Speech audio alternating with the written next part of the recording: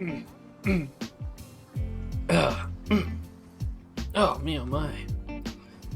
Oh, me. Oh, I can smell you.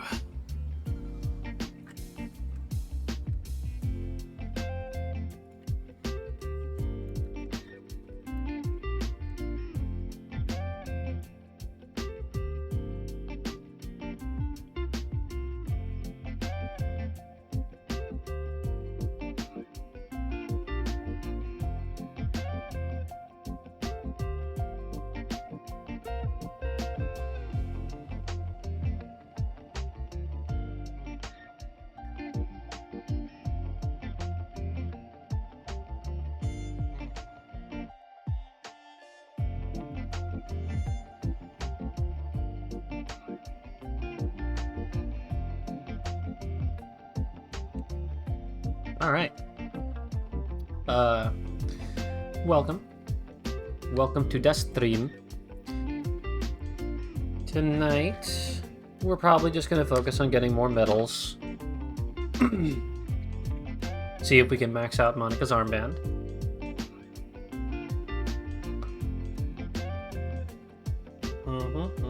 Good stuff, good stuff. Sorry, had something stuck in my teeth. I needed to get it out. But without further ado, I think we can just swap on over here. Boop. And then we transition. And then it should be working. And it's not working for some reason. There we go. And my nose starts bleeding. No, kidding. So, we were doing Spida, I think.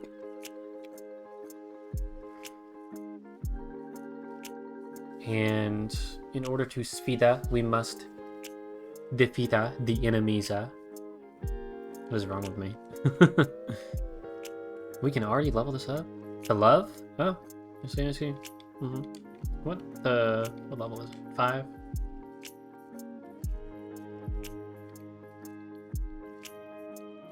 Not the S diamond.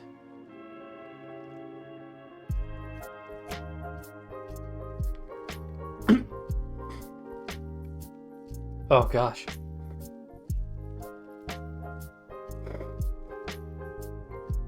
Man. This has got to be the worst part of the head cold. Is just how much you leak. Like I'm ready for this to stop.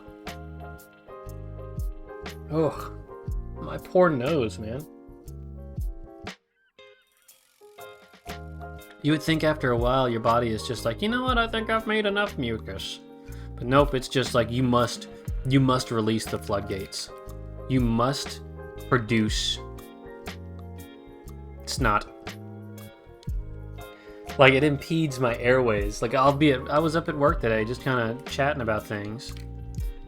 And then I'm just like, because it just gets stuck in just the right spot.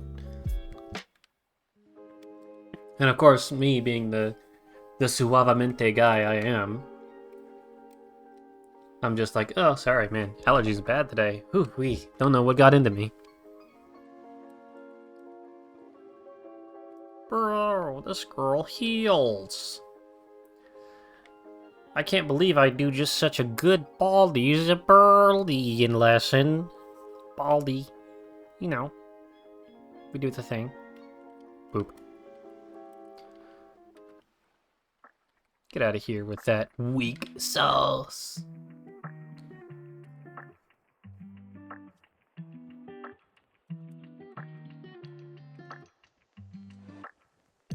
Gotta get a new Monica outfit soon. Probably after I finish all these Spida medals on Moonflower. We'll see about getting Mina. Because she has some new outfits for Max and Monica, I think. Possibly.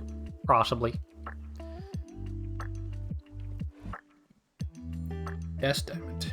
Boop. Boop.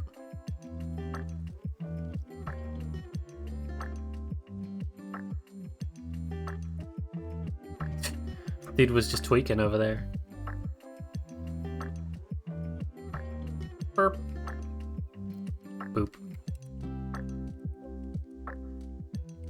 I stopped there. There we go. Nice and defeated. They took their feetsies.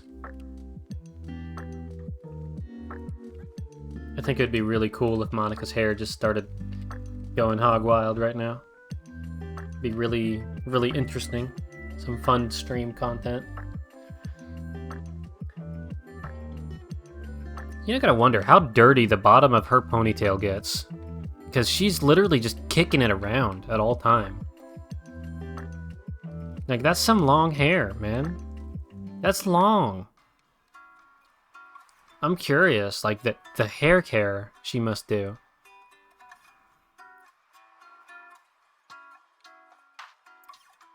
Well, now I'm stuck thinking about Monica's hair. Like, goodness. That's gotta be heavy, too. So I remember when I had a lot of hair and I had a ponytail, it would just drag my head back.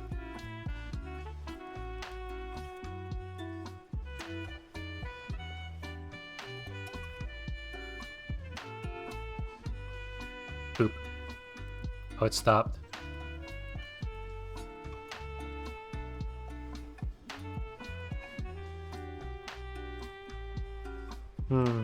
Chest.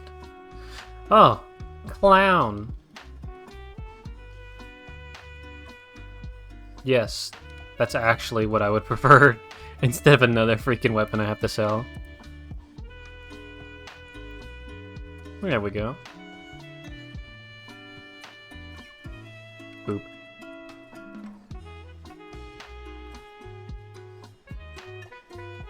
Oh man.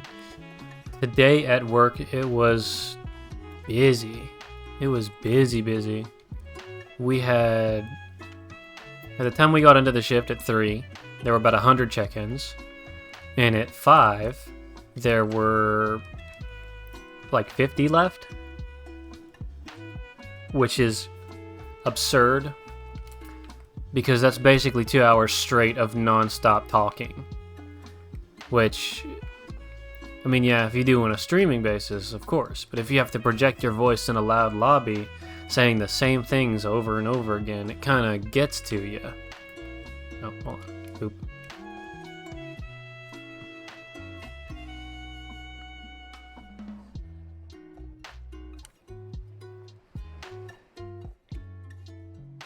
But yeah, I'm thankful today went without many hitches. People were kind and understood that we were busy, and everybody had their reservations in order. Like, that's rare. There's only one that came in without the deal, but I mean, it was good. We appreciate the good days like that, where nothing absurd happens, for lack of a better term. We do enjoy those kinds of days. Oh, smack. Ow. Oh, I hit them both with my, yes, monsters defeated. So, fun fact, if you're ever wondering why whenever you're in the ride pod, and it says move Monica to Sfida, it's because the ride pod is technically monster transformed. Oh, key chest. Let's see what we got in here.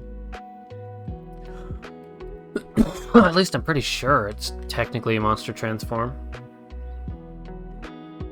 Another moon armlet. Lovely. Alright. So the ball is this way.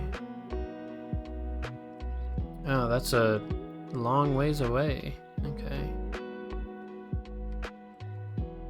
Let's see. Let's do some math here. 1, 2, 3, 4. Okay, yeah, so it'd be better to shoot it down this way.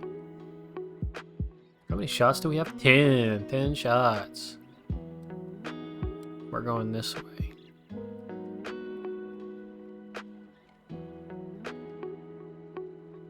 Oops.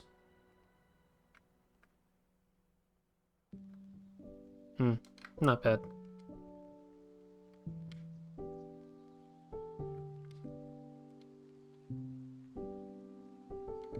Gotta unrust. Gotta unrust. Cody and Crazy Court. Hi, CJ. Welcome, welcome.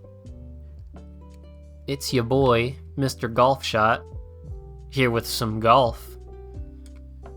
We're golfing today. We hit the ball in this randomly generated dungeon. You get to a sphere that's placed somewhere in this randomly generated dungeon. That little sphere up there next to the green blip, we gotta get this ball into that.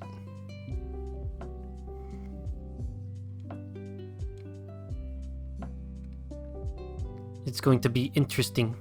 An interesting journey to get the ball into the sphere.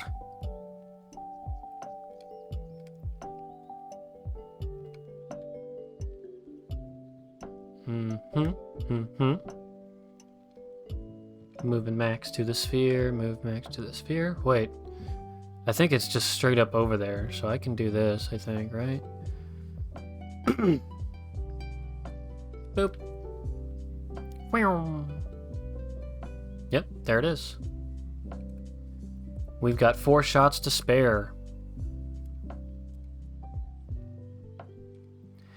And we have done it. We have completed the golfing challenge. We are successful golfers.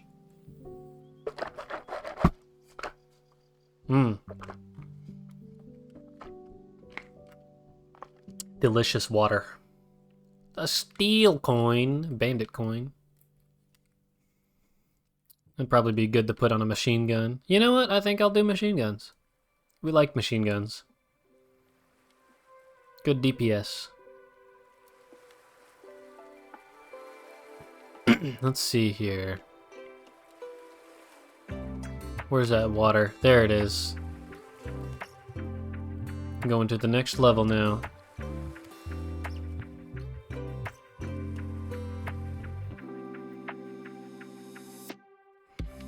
We are now here. Without healing. We can do that.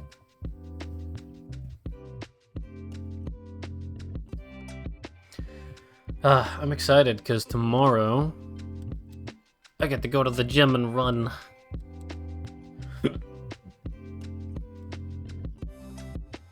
First thing in the morning. Run this McDonald's off. Golly, speaking of McDonald's, it's fighting me. Ooh-wee. Wait. This actually does a lot of damage.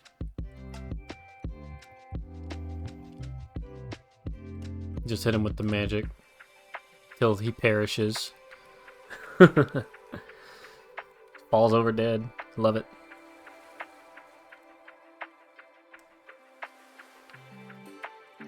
Thorn amulet. That's such a weak item.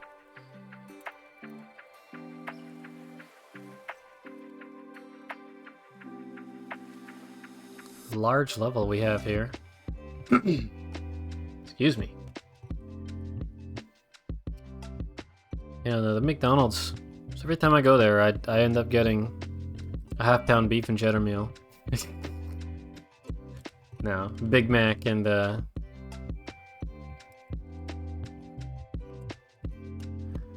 what level am I on now? This is the Moonflower Palace. This is one of the last levels in the game. Well, actually, I think this is the second to last level. So a lot of the enemies are going to be spooky, scary, big, dangerous. But that's okay, because we can just throw magic at them and they perish.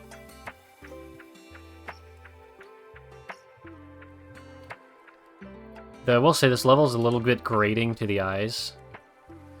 If it had less saturated colors, I think it would be really nice to look at.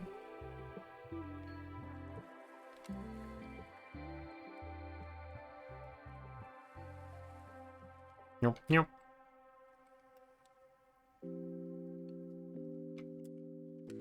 But yeah, this level, we're going through a giant ancient castle to beat up some giant ancient baby. I don't know. That sounds about right, lore-wise.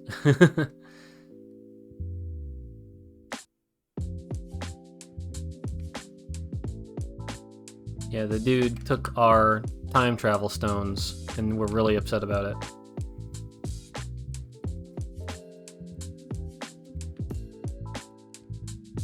So now we're going back to his castle to beat up all of his I don't know, dungeon monsters. Kind of weird how he's got floating raindrops and sparks in his castle.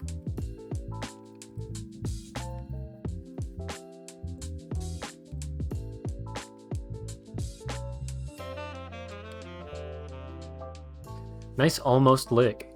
It just went instead of doing the other way. Good music. Are you finishing this level tonight? Most likely. Well, I've already technically finished it, but I still have a ton of medals to get through for this. And medals are little challenges in the chapters of the dungeon. So, like, for this one, I need to complete it without healing. There are others where you beat it with only a specific weapon type, like Monica's sword or the owl, or wrenches or items or anything like that. The goal for this is to fully complete this dungeon. And right now I'm just going through and completing the golf. Meow, meow, meow.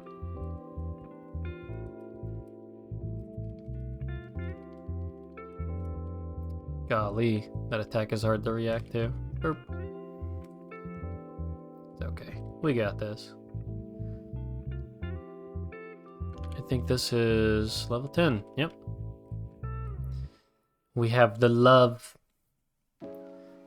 Only those that truly understand love can wear it.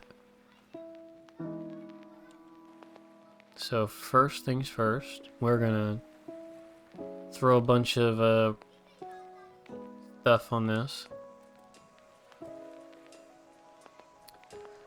So now we're getting into the weapon mechanics of this game.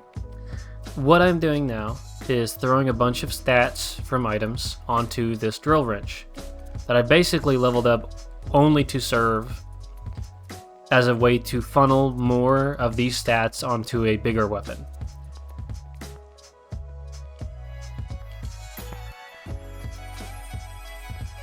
So instead of spending 15 synthesis points putting 30 smash on my weapon, I can do that to this drill wrench here, and then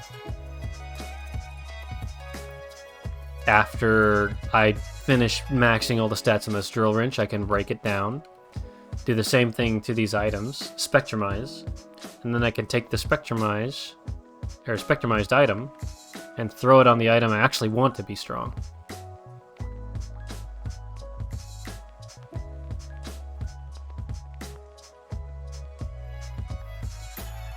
Just a little power gaming thing that I do. You know. It takes forever. It's really something.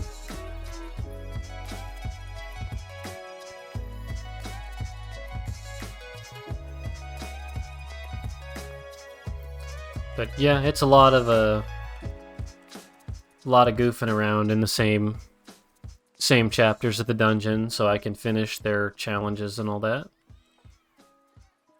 I'm hoping eventually I'll have all my leveling and stuff done. That way I can switch between left hand and right hand, Monica's sword, or Max's wrench, and all that. There's also Ride Pod and Monster Transform, and Monster Transform is going to be the hardest one to do. That one is brutal.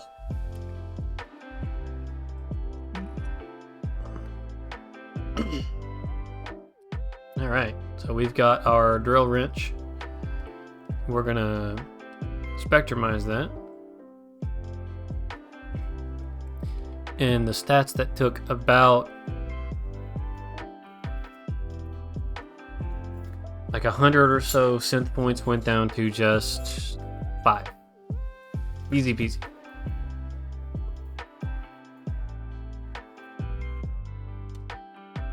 So I don't actually know what this thing's cap stats are. So we're gonna find out, I guess. Let's see.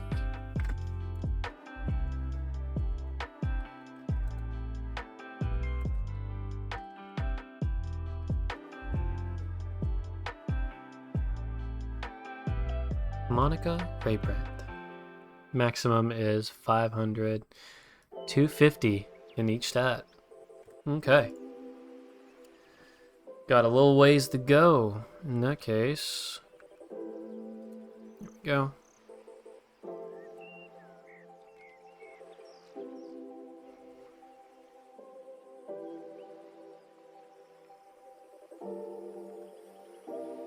Smash. Put some destruction on it.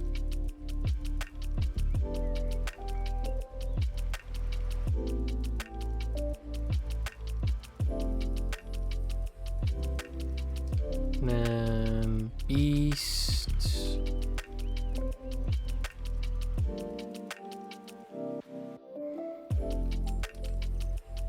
Why not? Why not? This thing has no chill. It has no chill. Let's change that. There we go.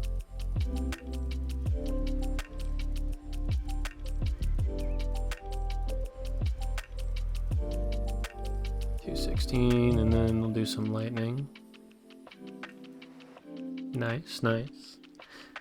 But this process right here is how you make your weapons stronger in this game. Takes a little bit, but it's fun to do. At least for me, getting all them stats up. Alright.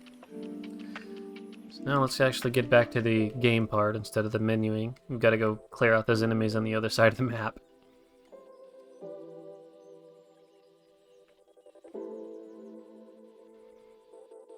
Yeah, today at work, it was crazy. A little overwhelming. I don't think I got anything done on the checklist until like after my break. Like maybe 8. Kind of crazy.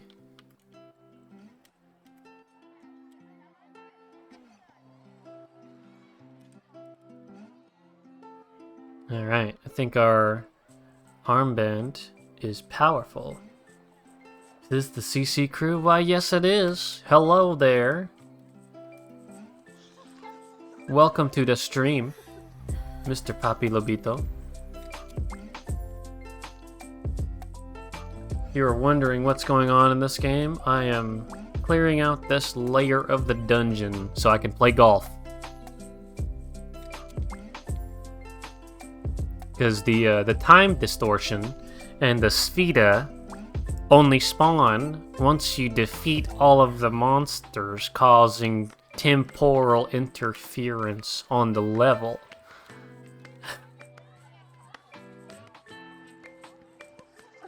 Yep.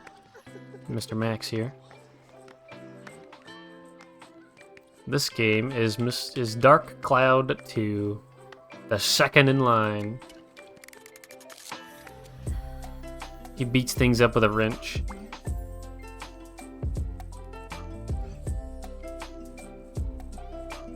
Right now, we're just clearing things out.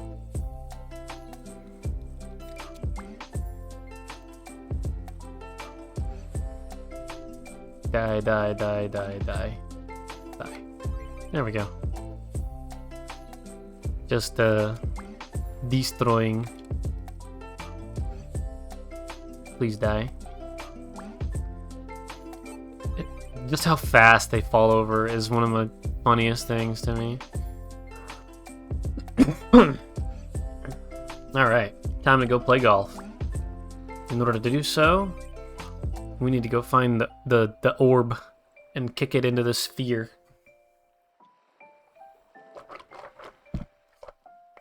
We gotta put a little bit of what is that shot? The orb is just up there. That's crazy.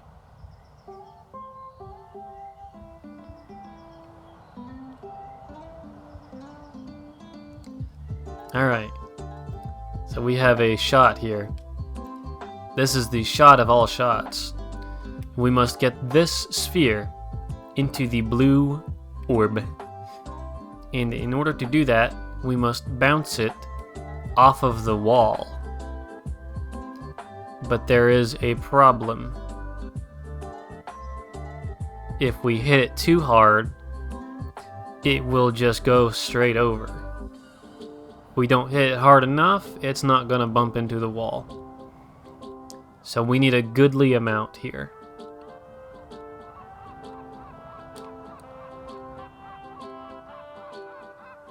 Let's see if we hit it with a goodly amount. There we go. We did it. We are very good at this game.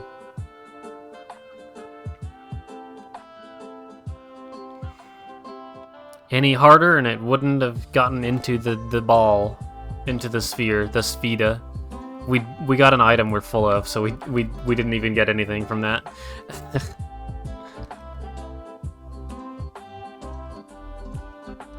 Well, we're zooming on back to the exit of the dungeon.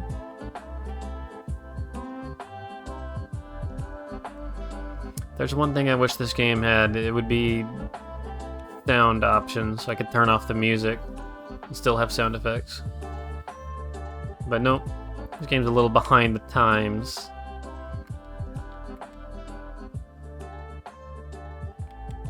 Here we go.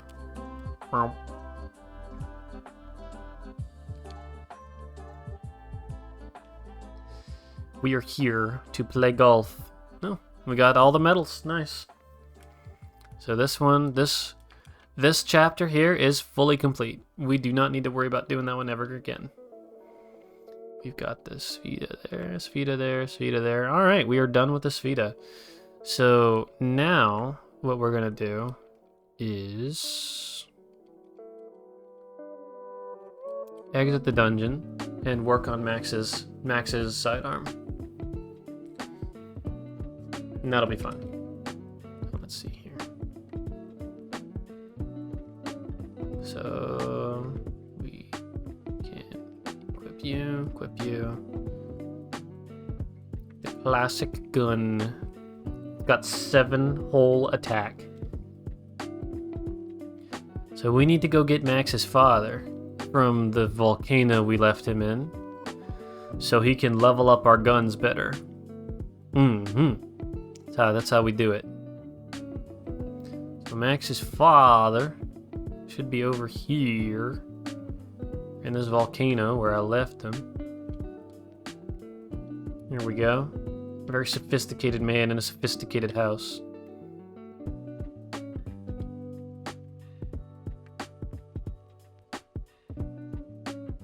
There we go.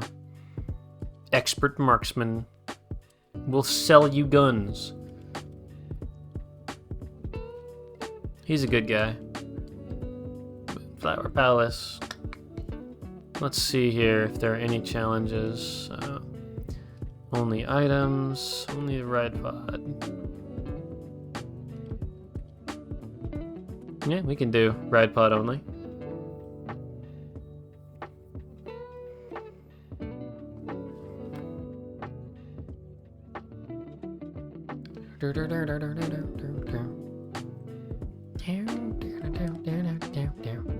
Go. Time to whip out the mech.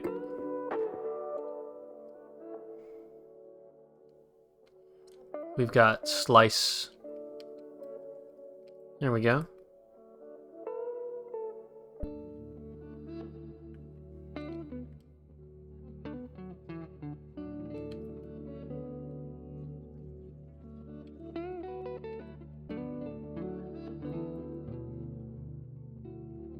Get ready to see a lot of this. This is going to happen quite often as we level up this gun to be a good gun instead of a bad gun.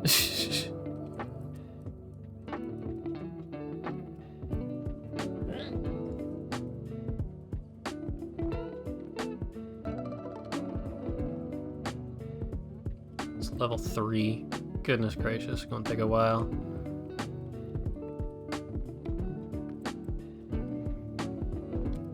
Don't come any closer, I have a gun.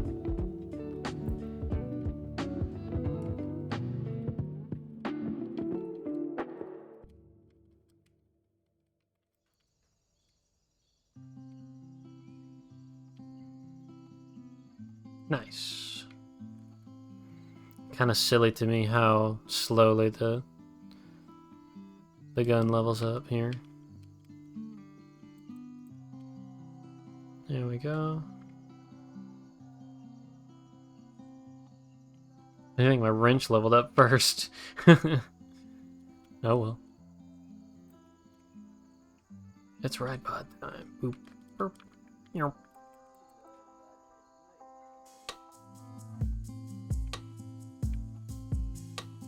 We found Prickly.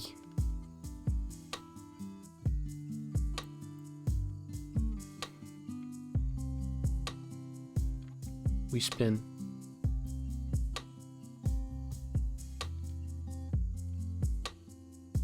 So I forgot what I was going to talk about. Oh yeah, running. So I'm wondering if there's like a little running group I can join, like figure out how to socialize in real life. I don't know. I'm always worried about stuff like that. Like if I join a running group and I can't actually run, like how would that, affect me? Or like let's say I join a running group and I find out that my record of only being able to run for like 10 minutes is like, oh, that's baby mode. How come you can't run for an hour? And I'm just like, I don't know.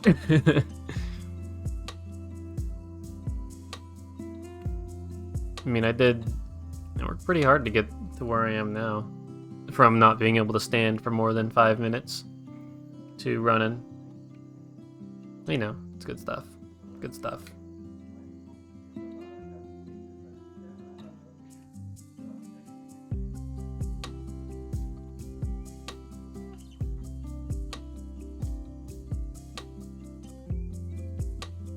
Think they'll be understanding? I really hope so.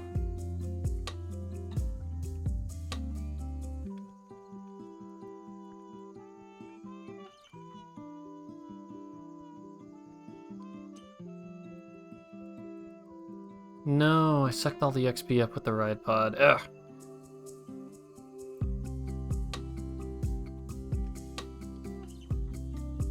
Boop. Got him. A little too fast with this ride pod. A little too speedy.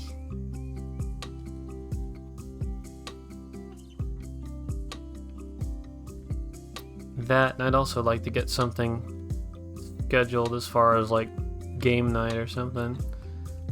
That way on Saturdays I'm not just sitting here in my room thinking about the KO. So good night, see you tomorrow. Good night, CJ. Get some rest. Thanks for stopping by. Appreciate you chatting. Bye. Meow, meow. Brrr. Yeah, I'm hoping I can get some stuff to do like in real life other than just being on the computer at all times, because this gets to you. It really does. I mean, I've spent a very long time, Spirit Brassard, a very, very, very long time on the computer. Like, it's basically been the only thing I've known my entire life is looking at these monitors. And you get tired of it. It doesn't matter how much you like something, you will get tired of it if it's all you do every day, all day, for years. And at this point, I'm nearing the age of 26, and I've been on the computer for 20 of them. It's interesting, basically, how long I've spent on the computer. Like, I think it'd be a nice, like, study. Alright, beat all the monsters. Ride pod only, got a medal. Play Svita, we don't need to. We can just leave. Not the cheese. There we go. Let's ride pod it up.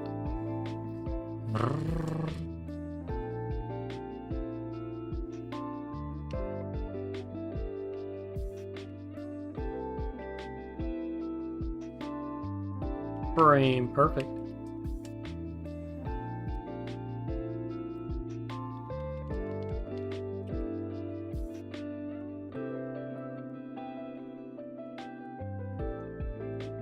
You know what? There is a really interesting ride pod leg that I'd like to get used. Monica sword. Yeah, we can do that. So, there exists a ride pod leg that probably nobody knows about. But it's a really nice looking one. And it feels good. Not the evil performer. Okay, we got him. He performed evilly. And then died evilly. He really was the evil. Alright. Switch over to max. Give that XP to the gun, to the gun, to the gun. Nice. What level is it? 12. Yeah.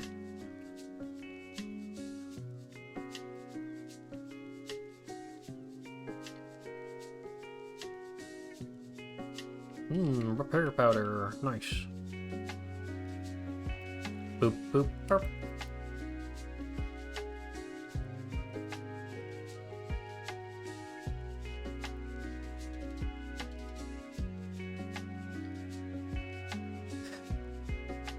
But yeah, I've got a lot of hopes for the future, and I'm hoping therapy will help me achieve those goals. Mostly just more friends. People I can hang out with in real life when my besties aren't available. My Joan John. I don't know. Whenever I'm working, he's normally asleep. Same with my other roommate. They're normally both asleep by the time I get home. But right now they're in an Elden Ring kick, and I'm not a fan of Souls-like, so figure it's okay to just play this game.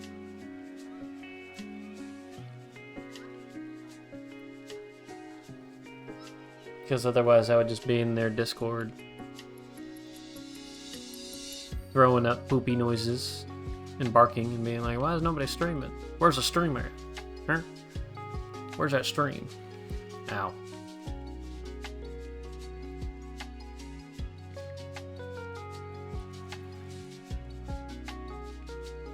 Defeat all the enemies. Become the one who becomes the enemy defeater. What you need to do. Yes. Very good. Very eloquent.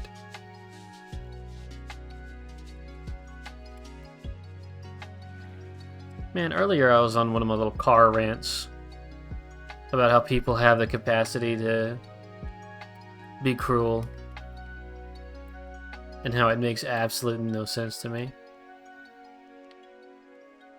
It's like, that's one thing I don't understand, is how people cannot spare a single thought towards how their actions could affect another. It's like, you gotta have big no-brain mode on to think that hurting somebody or abusing somebody is the correct thing to do. It just makes no sense to me. Like, I genuinely think these people are NPCs. I don't know how else to put it. But, like, people who, let's say, yell at hotel workers over the most minor of things. NPCs. They're not real humans. They don't have brains. It doesn't make sense to me. Like, do we know anything about these people? Do they go home? Do they have a job, or do they literally exist to just yell at fast food workers or hotel workers? It makes no sense to me.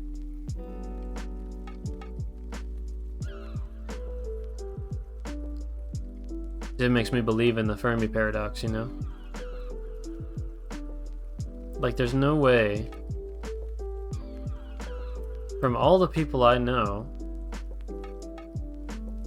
that somebody is capable of yelling at another being without thinking of how that would affect them. It's crazy to me. Got 2 medals, nice. Finny Frenzy. I can't believe it's Finny and Frenzy right now. Look at all that cheese.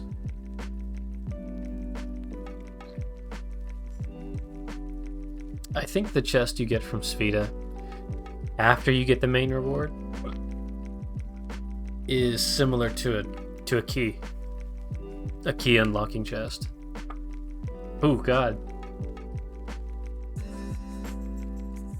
Hard to get out.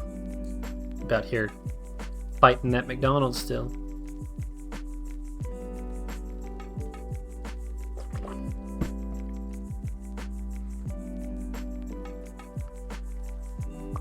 And let's see here. Only items? No. Right hand weapon? No. Only items? No. Monster transformation? No. Right pod! We can do that.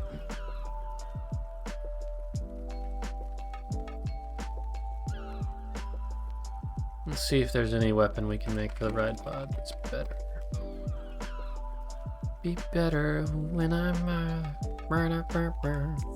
99 holy element. Interesting. Laser arm 3. Drill arm, hammer arm. We need the diamond for monster transform. Ruby. Ruby for vigor. Missile pod arm 4. We can make that. And it would be a good weapon. Effective on many enemies at once. Yeah, we'll make it. Why not?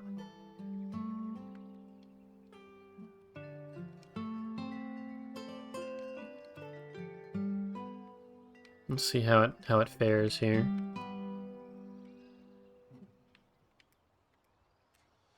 It's really bad. Who would have thought?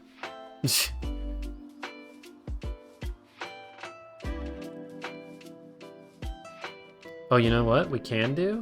Is make that other leg I was talking about.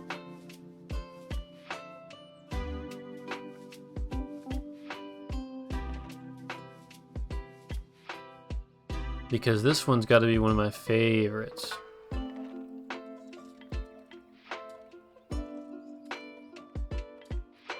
Oh yeah, it's multi-leg time.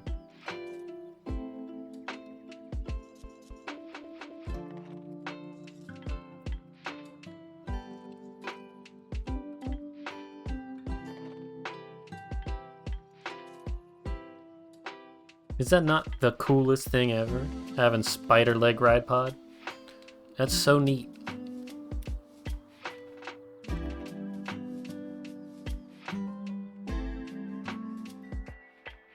Have my roommate gaming it up.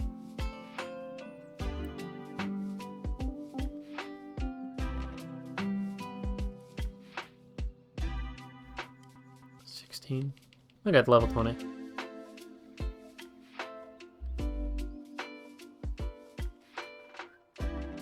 The more levels, the better for our good old weapony weapon. Also, interesting animation here. I'm pretty sure you only get this with the multi-leg.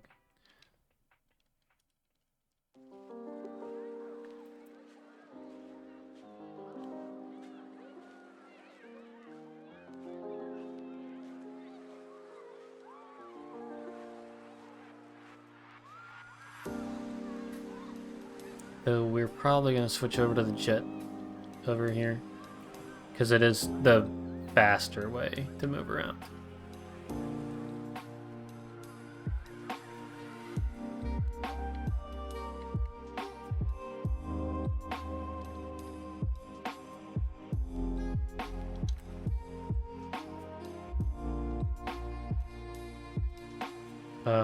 This guy. Da da da da da. Da da da da. Yeah, we'll get one more level in this, maybe, possibly.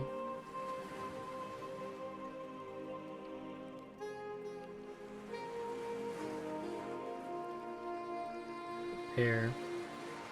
Drain! Repair! My Deep Rock streams are going to be so fun. I promise you, they are going to be so funny.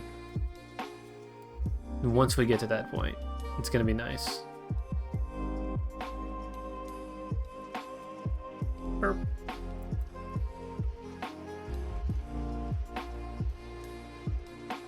You know how fast and powerful the ride pod is? It's kind of dangerous. Like, if you think of, like, how they can barely even react to it before it's cycled around them 3 times already. The hover, the jet pod arm, that thing's crazy.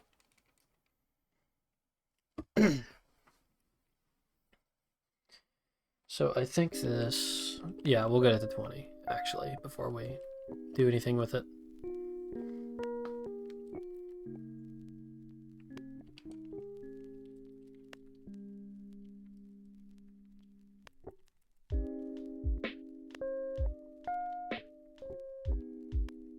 Or maybe 19. I don't know.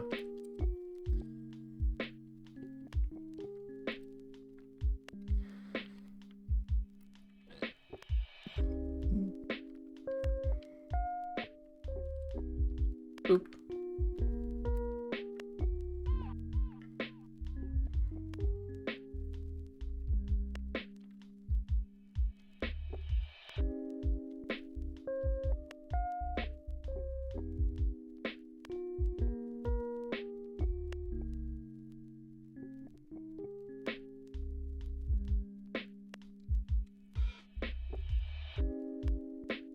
Get over.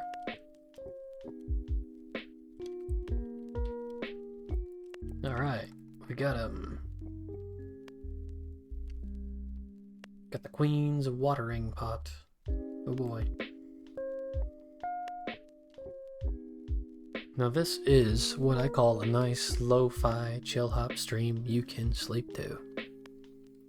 This is the premise of the stream here.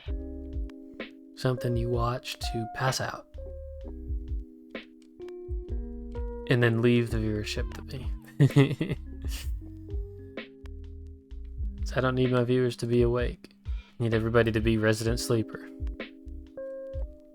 That's how we do it. I think that healed me.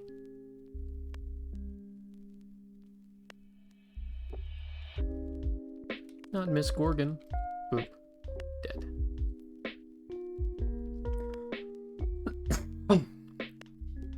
Nice cough. Very flavorful cough.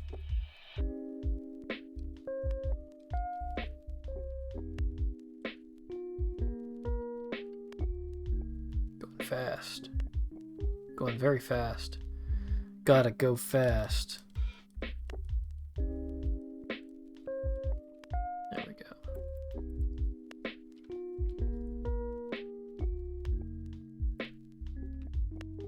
There's nothing over here for me.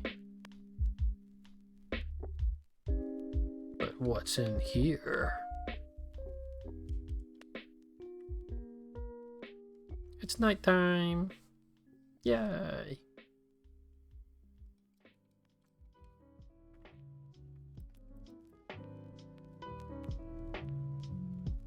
Cool. Boop.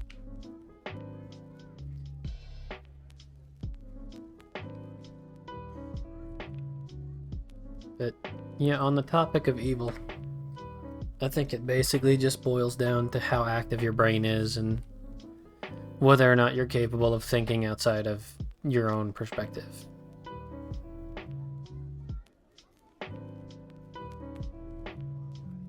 We leveled up the thing. Oh, it's at 20. Nice. Let's see here. Cyclone. We'll do 15, sure. Alright. We got the classic gun, level 20. Build it up to the trumpet gun.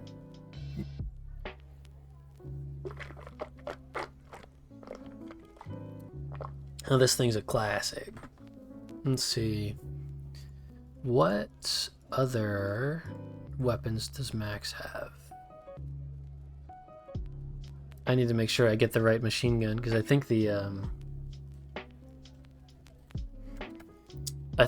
side weapons, the guns for Max have more. Oh, I think I have the weapon charts here. Yep.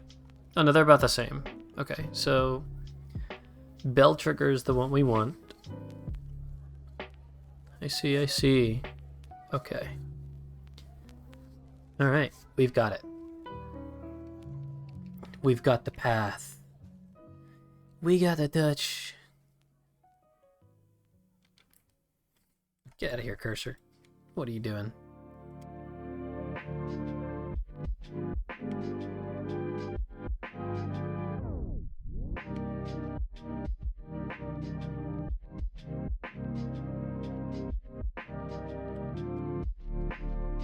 Really interesting how the floating legs for the ride pod kind of veer you to the side. Strange too. Let's see. So we did that time attack. So time attack's probably not too worried about here. Clear all without healing. Yeah, we can do that.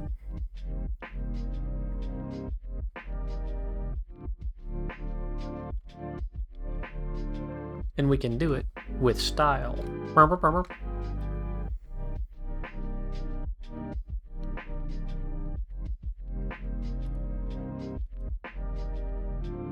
We just swap over to Max again.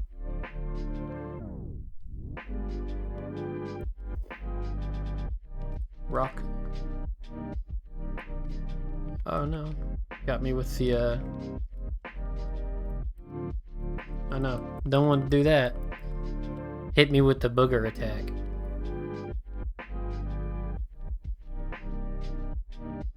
Don't hit me with the booger attack. Oh no. Disgusting.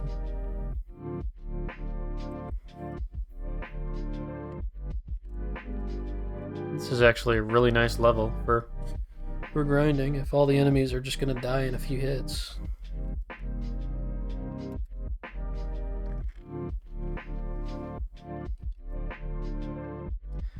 Holy moly. This level had like a ton of enemies in there. Haha, elephant.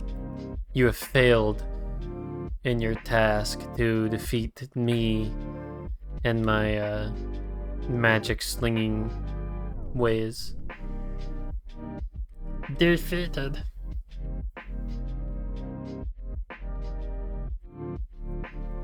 Had their feet removed.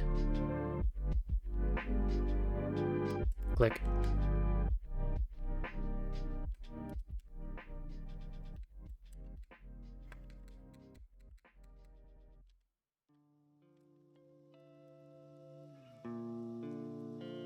Loving the armband right now. It's omega powerful. Excuse me. Goodness. We're gonna swap back over to the buggy. Yoink. Because it's the fastest.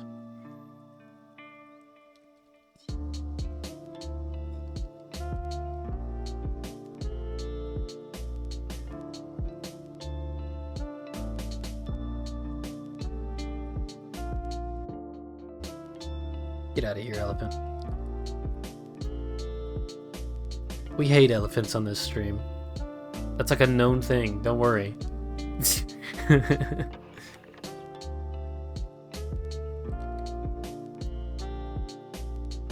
Here we go. It's ride pod in time. And we're here. Switch to Monaco.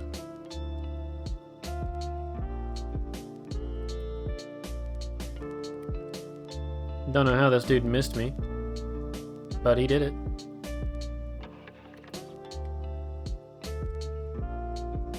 bomb nuts. It's so weird seeing enemies, or seeing chests drop those instead of the balloon enemies. Wow. Thanks for having my max HP, I appreciate it.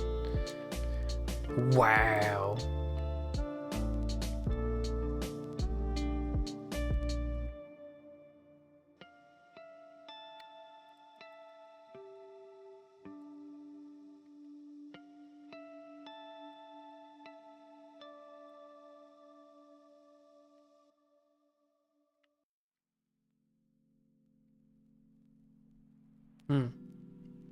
Interesting. Okay, let's see here. What do we got over here? Oh, it's a big fat dude. Meow, meow, meow.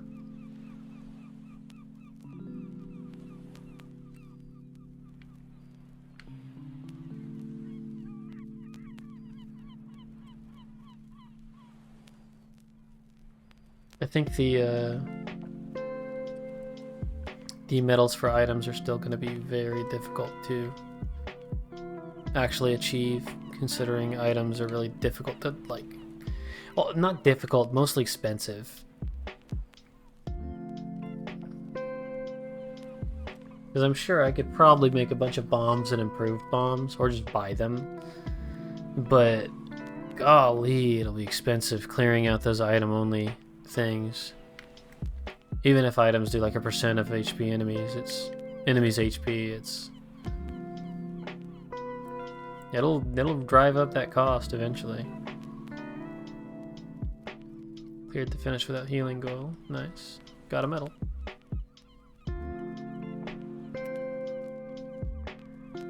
Only the ride pod. Okay.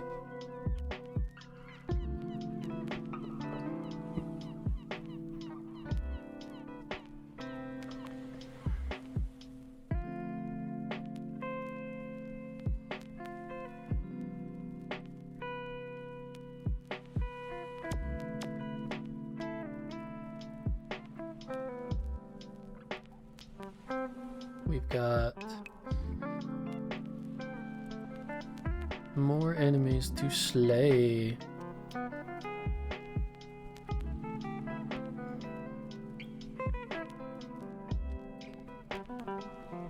Ooh, those guns level up slow for how weak they are.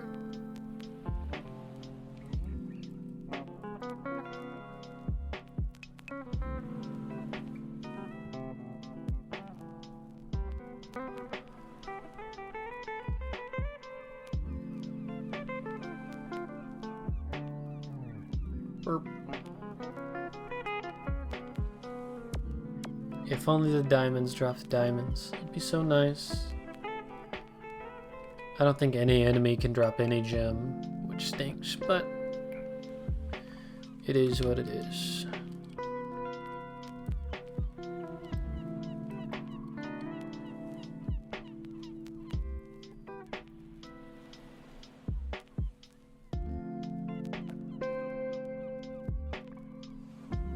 Oh, wildcat, eh?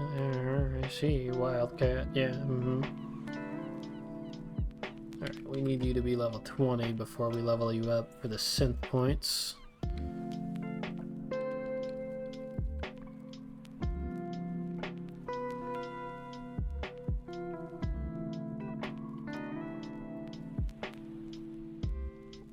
Boop, boop, boop.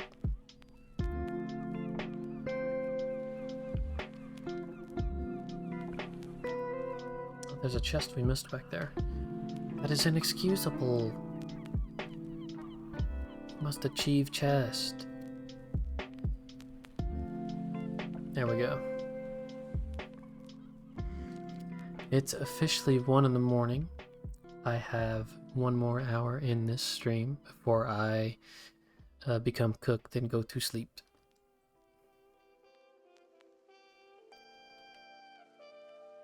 I think little 2-hour power streams at midnight would be a fun thing to do. Just catch them if you can. No worries if you don't. The VODs are going to go onto YouTube eventually, once I actually get up to uploading them.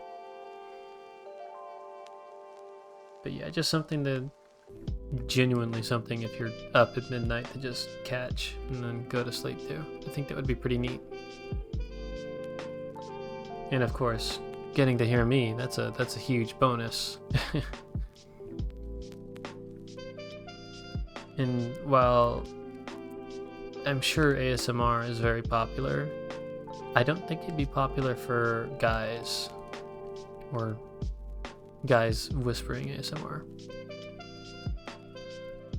And it's just a me feeling. I'm sure it's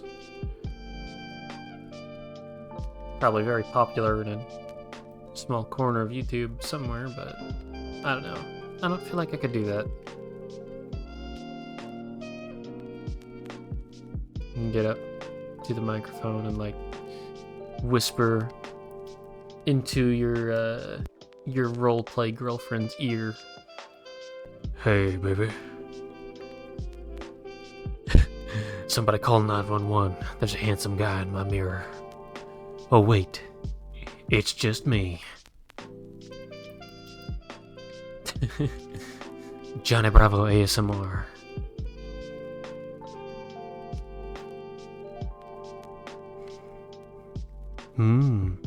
Zirconium.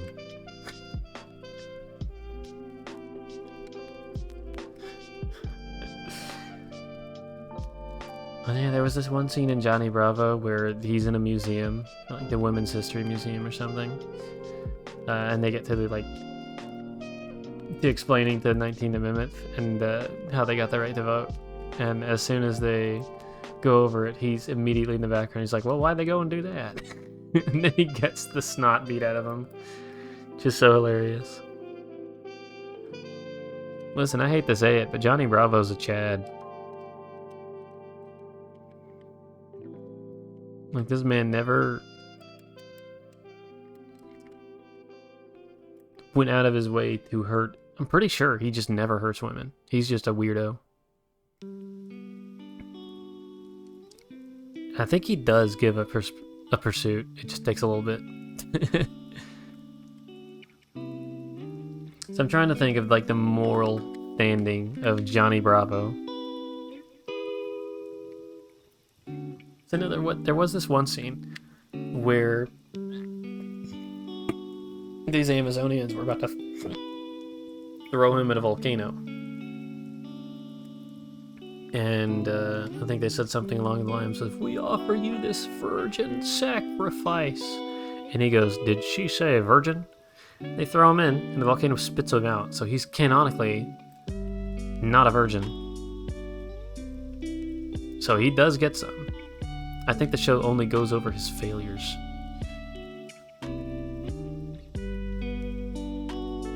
And for some reason, people ship him with, what's his name? Samurai Jack. Because of a Cartoon Network City short that aired more like decades ago, where they got their laundry mixed up.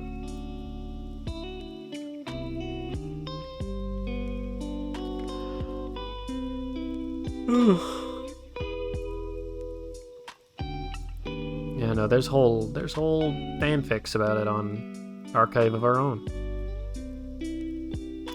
I have seen them. So I am a fanfic reader, but I'm not really a fan of anything that is strictly romance. It doesn't sit well with me. I like gen stuff, or general.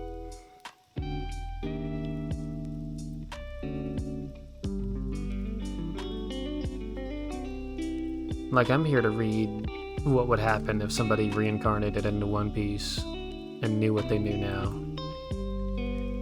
Like, would he immediately attempt to unlock Haki? Would he go upon the metaphysical abilities of his devil fruit and go, okay, well, I have the sense fruit. What if I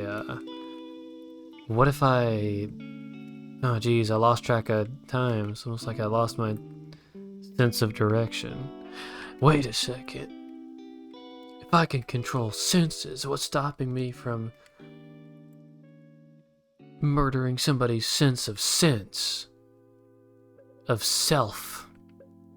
Whoa. Crazy. I feel like I hear a storm outside. Either that or my ears are just going crazy right now. Jeez, I wish there was a light outside my window, kinda, so I could see if it was raining. I think it'd be pretty cool.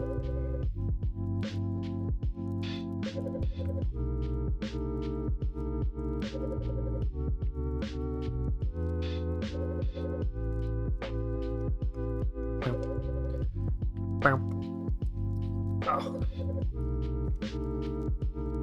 He just accepted his fate. He tried moving around and went, oh no, I'm getting artilleried.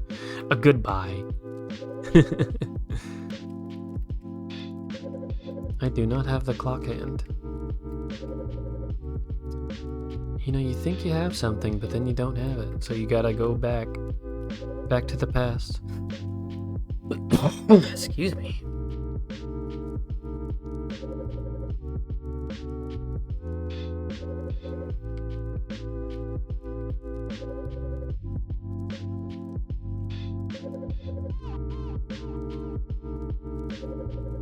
Dead. I think the trumpet gun's gonna have to go to 15. I don't have it in me to get it to 20. It'd be way too long.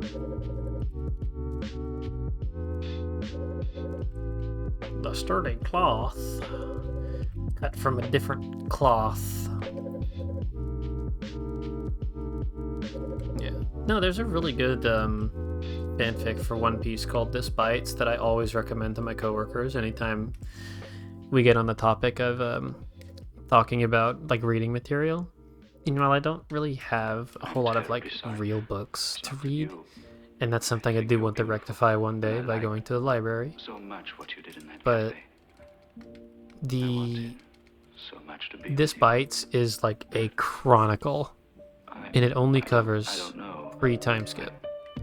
And they're waiting until the end of One Piece before they actually finish post-time skip, and I am so ready for One Piece to end. Not because I want to see the ending of One Piece and, you know, figure out what's going on in the lore.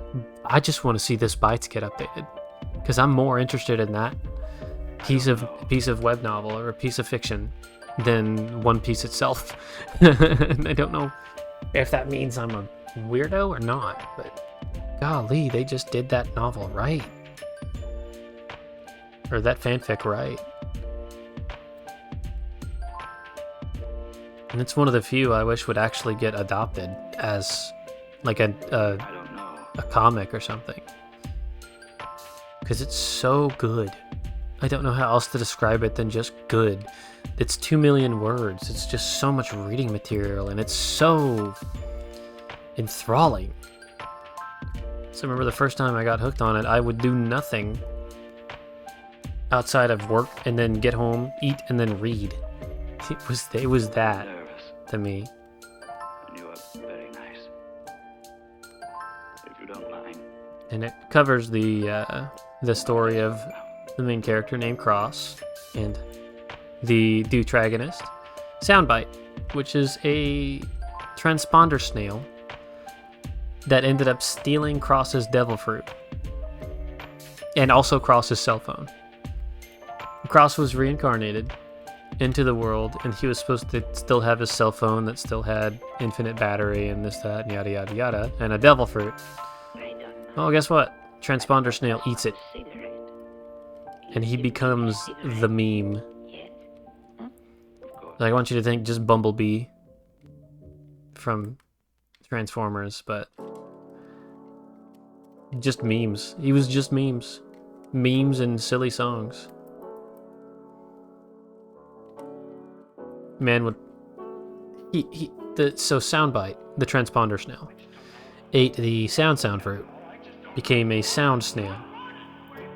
Which is weird, because they're already a transponder snail.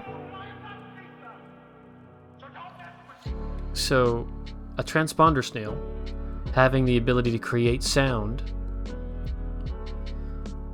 is kind of wild if you think about it.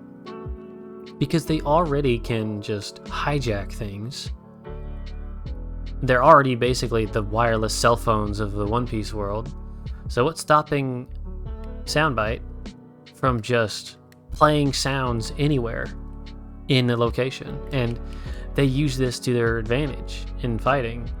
Like, Cross is not a strong main character by any means of the word. He does not become strong until near the end of Thriller Bark. And even after then, he is strong in the sense of clear without healing, limit to defeat all monsters. In the sense of, like, they can hold their own, but they don't have haki or anything like that. They have weapons that they use, but they're not about to win a fight versus, like, Big Mom or anything. And I like that. It's enticing. He gets stronger in a believable way, and there's actually a really interesting thing with him where, because he's a real human, he's not compatible with anime physics. So what ends up happening is they get to Reverse Mountain, and he's having a blast, like laughing and screaming his heart out, like how this is the best day of his life, and everybody else in the crew is panicking. So Nami does the anime thing where she conks him on the noggin, and what's supposed to happen is you get a welt, and you're just there like, sumimasen deshita. Nope, what happens is he gets thrown to the floor, blood gushing out of his nose, and doesn't wake up for 3 days. And the crew, upon that, goes, oh, wait, this guy's weak. What's wrong with him? They get a doctor to go, okay, well, because you're not used to literally anything in this world yet, because you're from like an abandoned island or whatever, you're just fragile. You're made of plasticine.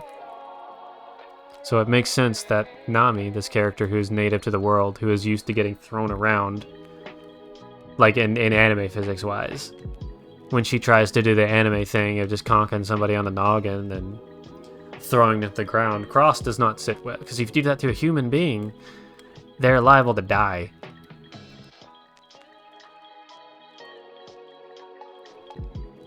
So that was one of the scenes that kind of stuck with me.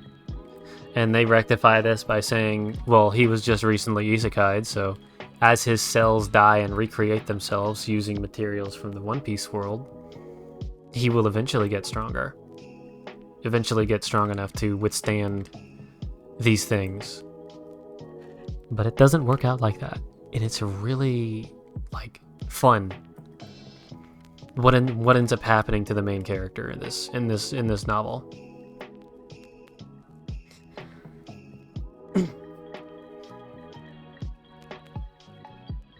Very, very good read, and I would always recommend it if you like One Piece and need more One Piece material to consume.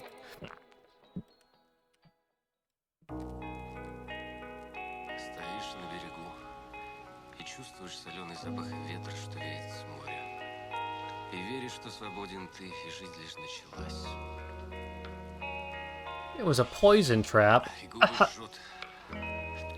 Подруги поцелуй, пропитанный Well, слезой. poison can't tick if we're not selected.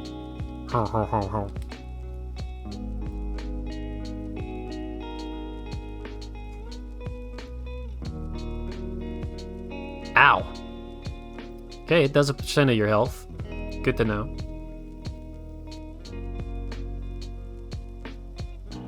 And we're gonna ignore that chest and hope it's not a mimic.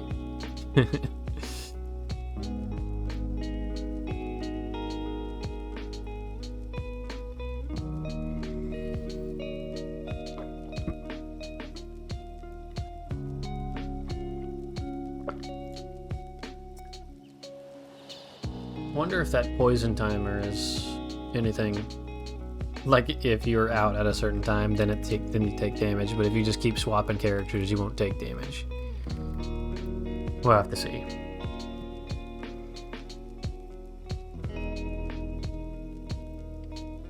Oh, that's all the enemies. Nice.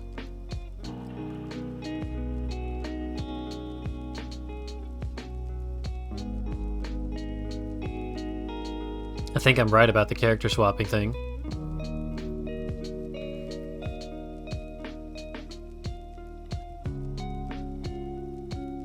Meow. Well, it's a good thing the chest is over by the exit, so we can just grab that on the way out. I think tomorrow night might be a monster transformation attempt, at the very least. That'll be interesting to do. Let's see if we cleared the finish without healing goal. That'd be kind of hard to do when you have an armband that just heals you over time. I think it's consuming healing items. That's what it's worried about mostly. Yep. Okay, we got it. Let's see. Where are we? We did nobility. Palace Watchdog. Without healing again. Nice. Max his right hand weapon. That won't work. Only items, no thank you. Monster transformation, ride pod only. Yeah, we'll do this.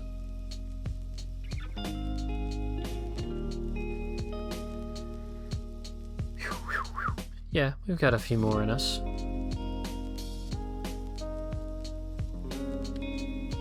You know what they say. They anus. Therefore they anus. Yeah, I don't know what they're saying, but they ain't saying it good.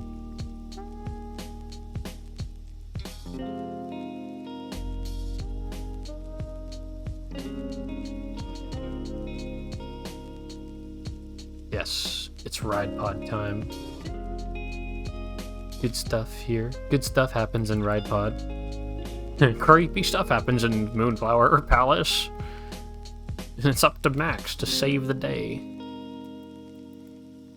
Yeah. I think I'm just a Fusion Fall streamer at heart or something, because I just make so many Cartoon Network references. We got one more level up for the trumpet gun.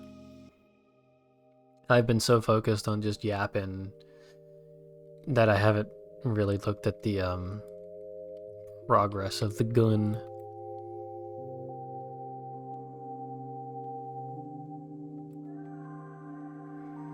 Hey, you. Get destroyed. Boop.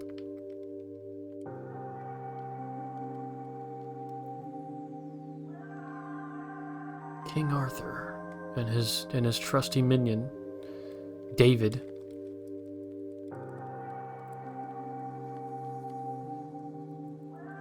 Sir, I need you to get down from there so I can hit you. Oh, never mind, hold on. We gotta give exorcism to the trumpet. Yeah, the trumpet is the same tier as the drill wrench. Gun made from a trumpet. What'll they think of next? Bell trigger. Gun made from a bell. What'll they think of next? Let's see, so we need Flame, Cyclone, and Smash for the Starbreaker. The first machine gun available to you.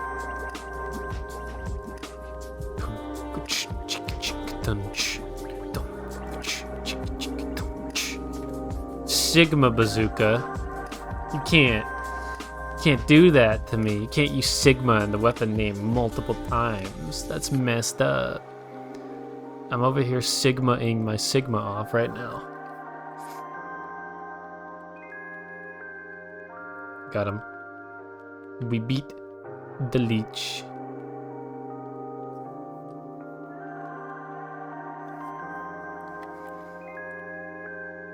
Gunpowder.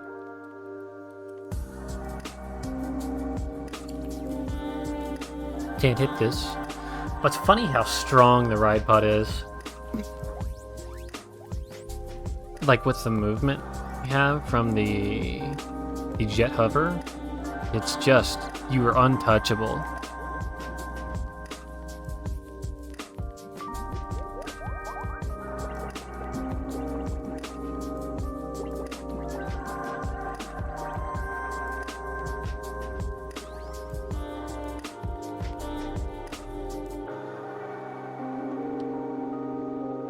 One of these days I will find an animation cancel tech for the ride pod. It's going to happen.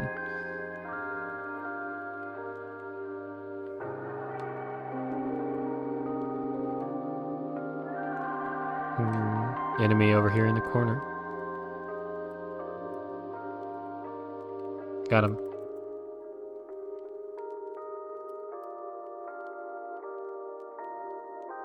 Okay, this thing is now level 13.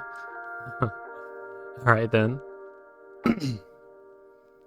I forgot I didn't have many stats on this thing yet. Oh. That's okay. We'll get there eventually. So long as it's got like 80 synth points, I can max out its stats pretty easily.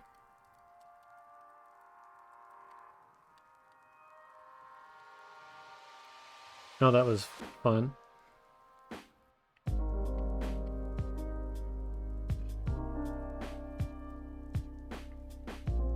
That dragon was T-posing. Sir, that's not allowed.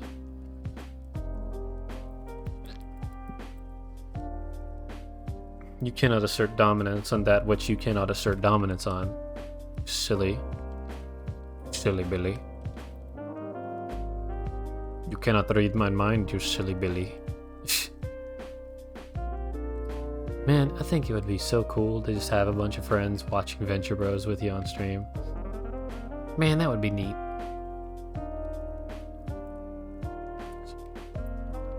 It's like there's a bunch of React tubers or whatever that just watch stuff with their audience, and I think that would be so cool to do. Mostly because I'm lonely, but I mean, hey, you get what you get. Meow. I'm digging this song. It's got some nice trumpet.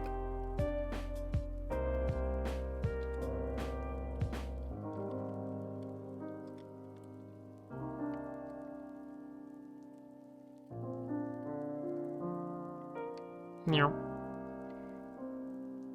Defeat the enemies. Equip ride pod. This song reminds me of Christmas. Don't know why. It just does. Mimic? Yes. It's weird how strong Mimic is versus ride pod. You'd think that'd not be the case.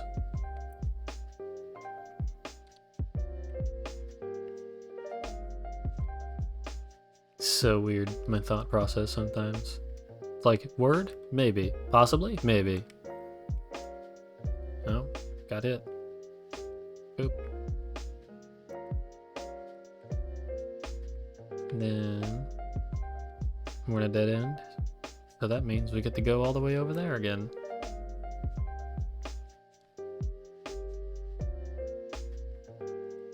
I don't think we're getting a time attack here, boys. It's not happening. Oh, maybe it is. Golly, this level is so irritating looking. You know what I need? I need a level that's just a straight line and just loaded with enemies. I think that would be the best. Get down. Please, get down.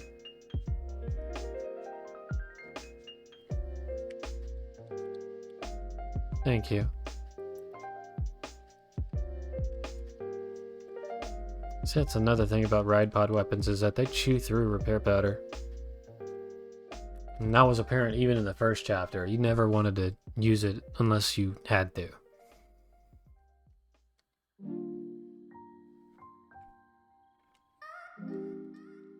Overall, I think the whole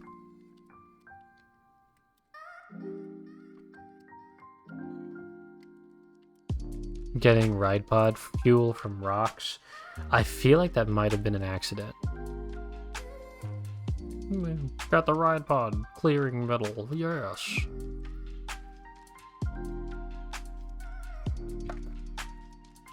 Alright, time to skedaddle. In order to skedaddle, we must buggy. Oh yeah.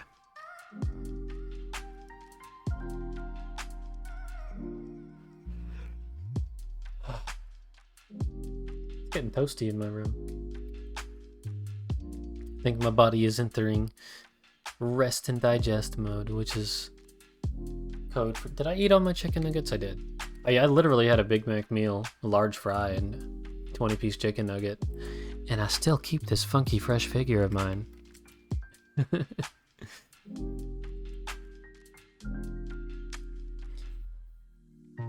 My figure. Man. My figure is something that will never be seen to the internet. What a bummer. Time attack, 6 minutes, 30 seconds. Yeah, we did not get that. Right hand weapon without healing. Yeah, we can do that.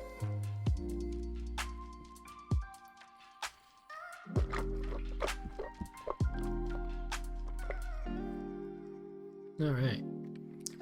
Oh boy, what's this gonna be?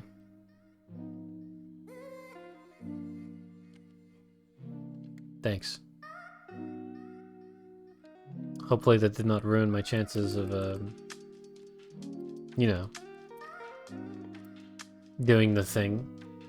The medal. The reason we started this level.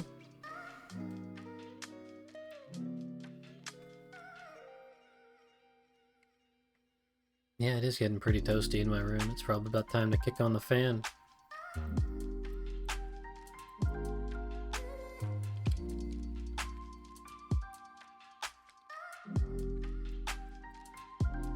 Just slowly schmoving on by it. Yeah, let's see how love affects the Vanguard. Oh yeah, that's fine.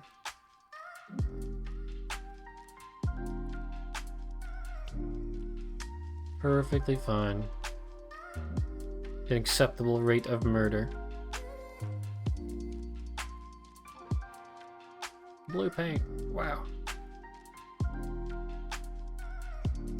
Whatever's a man to do when he gets only blue paint from a chest.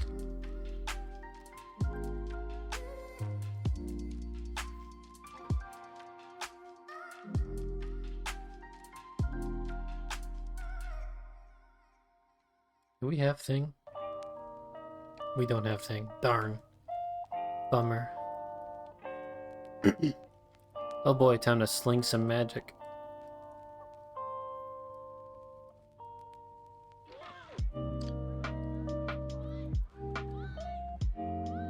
This song again. There's got to be a list of samples used in lo-fi hip hop. Like there's got to be like a comprehensive list of it somewhere. I think it would be so interesting to look through. How have I? Yeah, no, literally. We've heard these samples.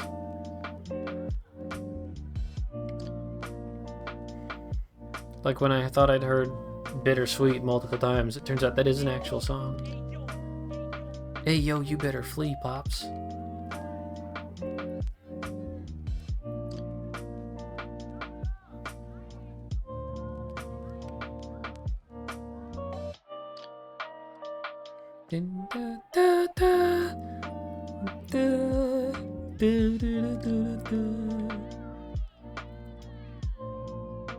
Toy Rock? More like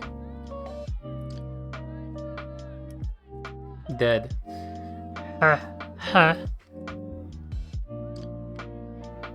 Not the throbbing cherry. Oops.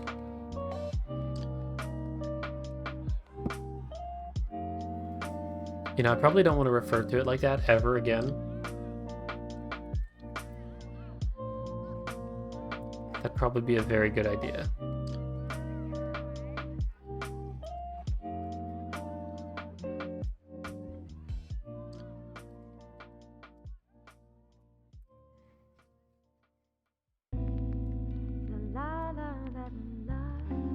Oh, got some cymatics vocal samples.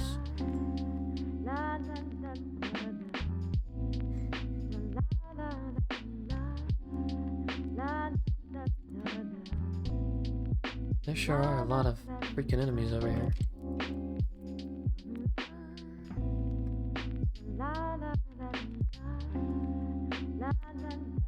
Magic just homes in on stuff. Okay.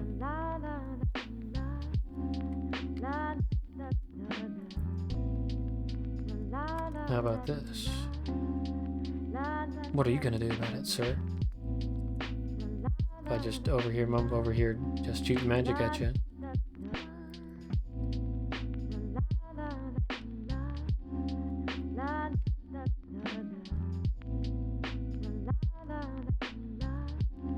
What dunk dunk?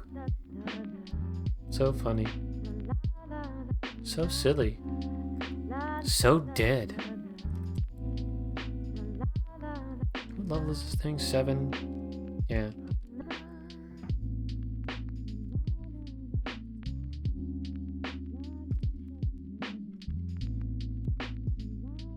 Boop. We love the love. Ooh, yeah, it is.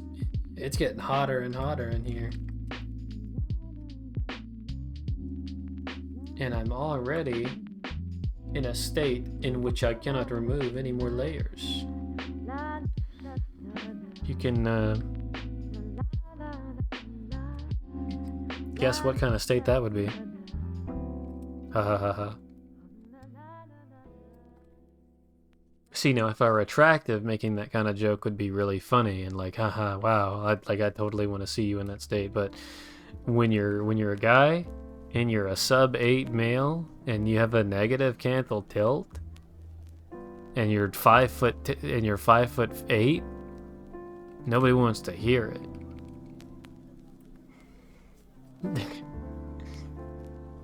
No, Sid, I think incel rhetoric is the funniest thing ever. I'm a red-pilled. I'm green-pilled.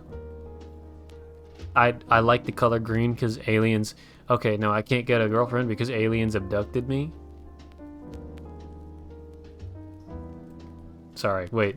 Lost my train of thought. I'm purple-pilled. I'm a Gems Maxer. I don't know what I'm saying. I genuinely don't. Half the time, I'm just yapping. Oh no. It approachal. It approachal. We step back. We got it.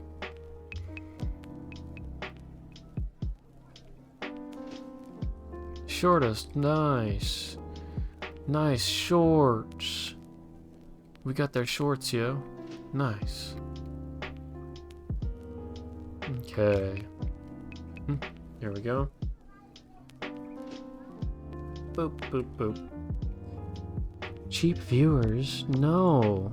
Get out of here. I don't want robot viewers. I want people who will acknowledge my existence. Who say hi. I like that. Who hear what I'm saying and go, actually, no, you're wrong because this happens. And then I can go, oh, cool, let me change my opinion because I'm a real human being. Wow. Crazy how that works. Yeah, we don't have a lot left on this level. So...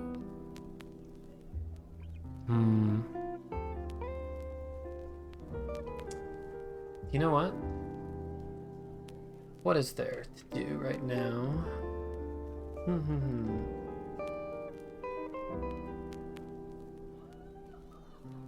I think... Right. I know what we're gonna do today, Ferb. Let's see. Let me open up my handy dandy guide and see which level gives us the most XP.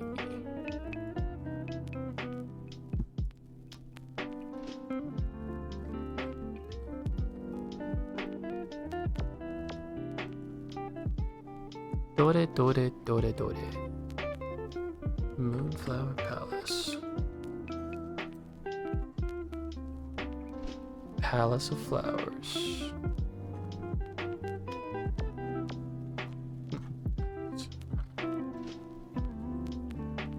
Lonely Machine.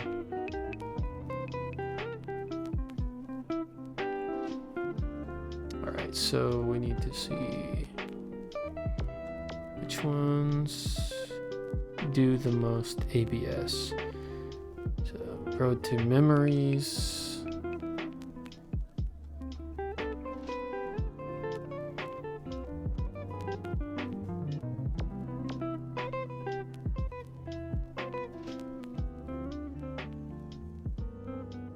Looks like Road to Memories is the most so far. With 4,112.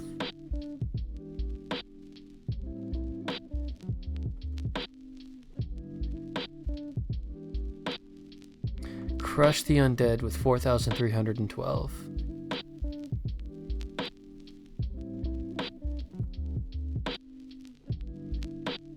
Yep, Crush the Undead is the best one. Let's see.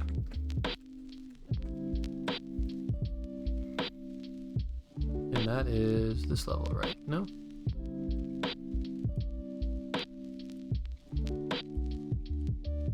Yes! Here we go.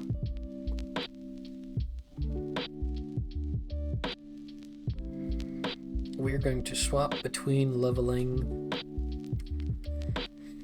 our gun and leveling Monster Transform because I'm getting bored of just dumping it on maxes. Crap. Monster.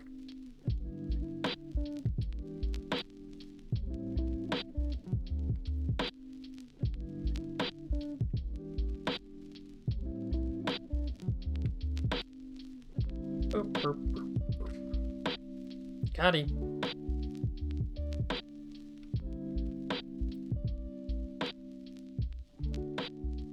There's guys over here.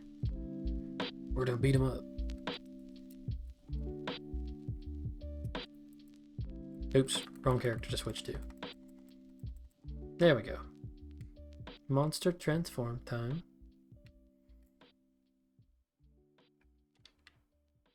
Oh, Kyrios Papadopoulos. No, Papadopoulos. Pap. We're listening to an entirely different language right now. Oh, there we go. Here comes the music.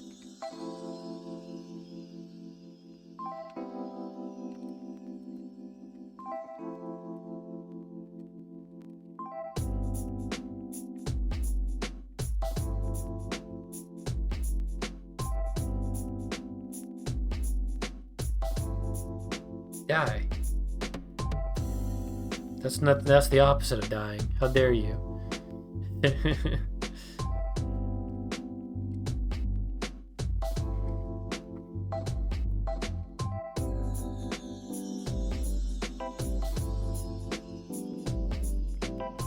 Burp, burp.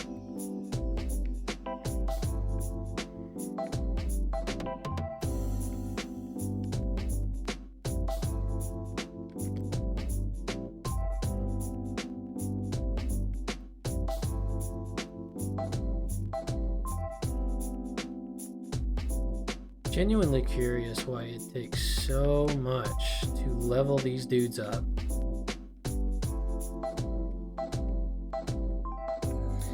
Hi, hello, welcome back to the stream, Celerior. Celerior. I'm sorry, I really don't know how to pronounce your name. I've just been giving it my best shot every time. I hope you don't mind. I'm doing good, thank you for asking.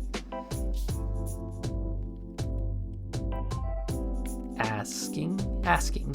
Did I say axing? No worries, I get that a lot. Good. Okay.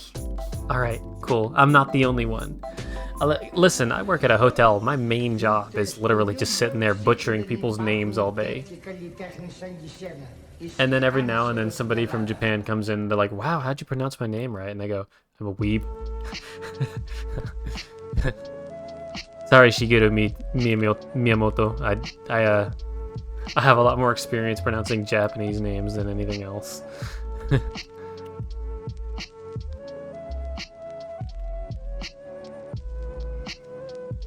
Tomohito Nishiura? I see. It's been crazy. It's been a fun ride. Kota Hoshino? Welcome in. The breakfast buffet will be on your left. The rooftop bar will be on your right, on the roof. Be careful not to fall off. Where is that monster transform badge at? Let's see. I've got a lot of interesting stories from the hotel that I often repeat ad nauseum, but I think it's good for streaming because, wow, this is a very tiny level. Because it's not every day you get. Well, I forgot what I was doing with my words. What was I even saying? Right, yes, I repeat stories a lot. And I think that helps with streams because you get a lot of like first-time viewers or people who are new and all that. So it helps to like keep that viewer retention, keep people going. Ooh, who's this guy? Has he got so many fun stories about drop kicking people who are throwing up in his lobby? Whoa. Yeah, I haven't done that once, but oh boy, I've wanted to. Ooh, healing coin. Nice.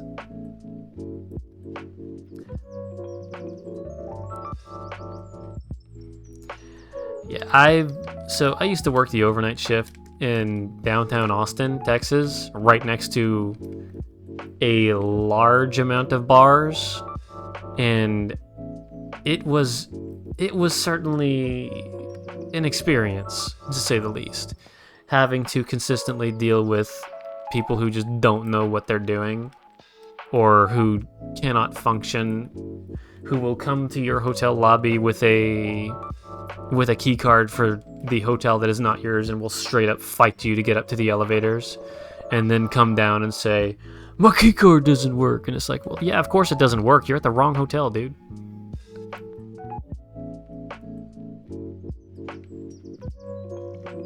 So I've also had to kick a bunch of homeless people out very often. That's irritating because I've had an experience where someone got up onto the elevators and started knocking on doors at like 2 in the morning asking for money, and that's never a call you want to get from a guest's room saying, hey, yeah, there's some dude walking through the hallways just knocking on doors, because you're just like internally you just want to start screaming, just like fuck, because you have to go up there with your security guard and get them out, and if you can't get them out, you need to call the police to trespass them immediately, because that's a breach of the hotel contract, basically. There have been a lot of experiences like that where it's just an oof moment wrapped in some oof paper for your oof size large. And it builds up empathy fatigue in you. Like, you still empathize with these people. You understand their situation and how they can get to the point they're at. But when you deal with it every other night, and it's not like repeat offenders, it's just, it drains you. Like, it makes you sad. Because you can tell these people where to find help and resources and all these things, and they just don't really register it.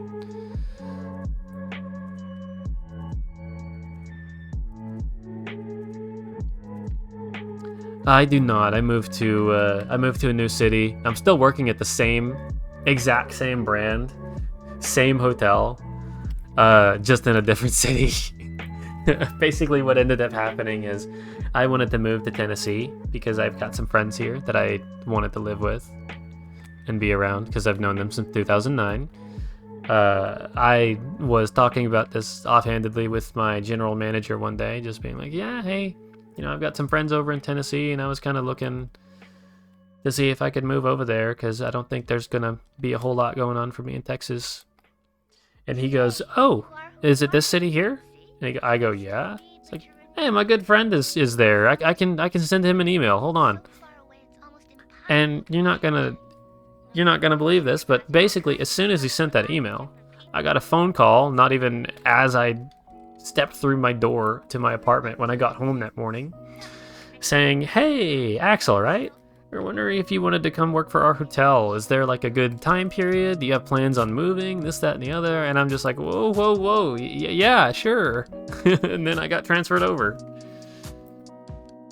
Because it turns out they really value somebody who's able to work 3 shifts and is at least halfway competent in his job.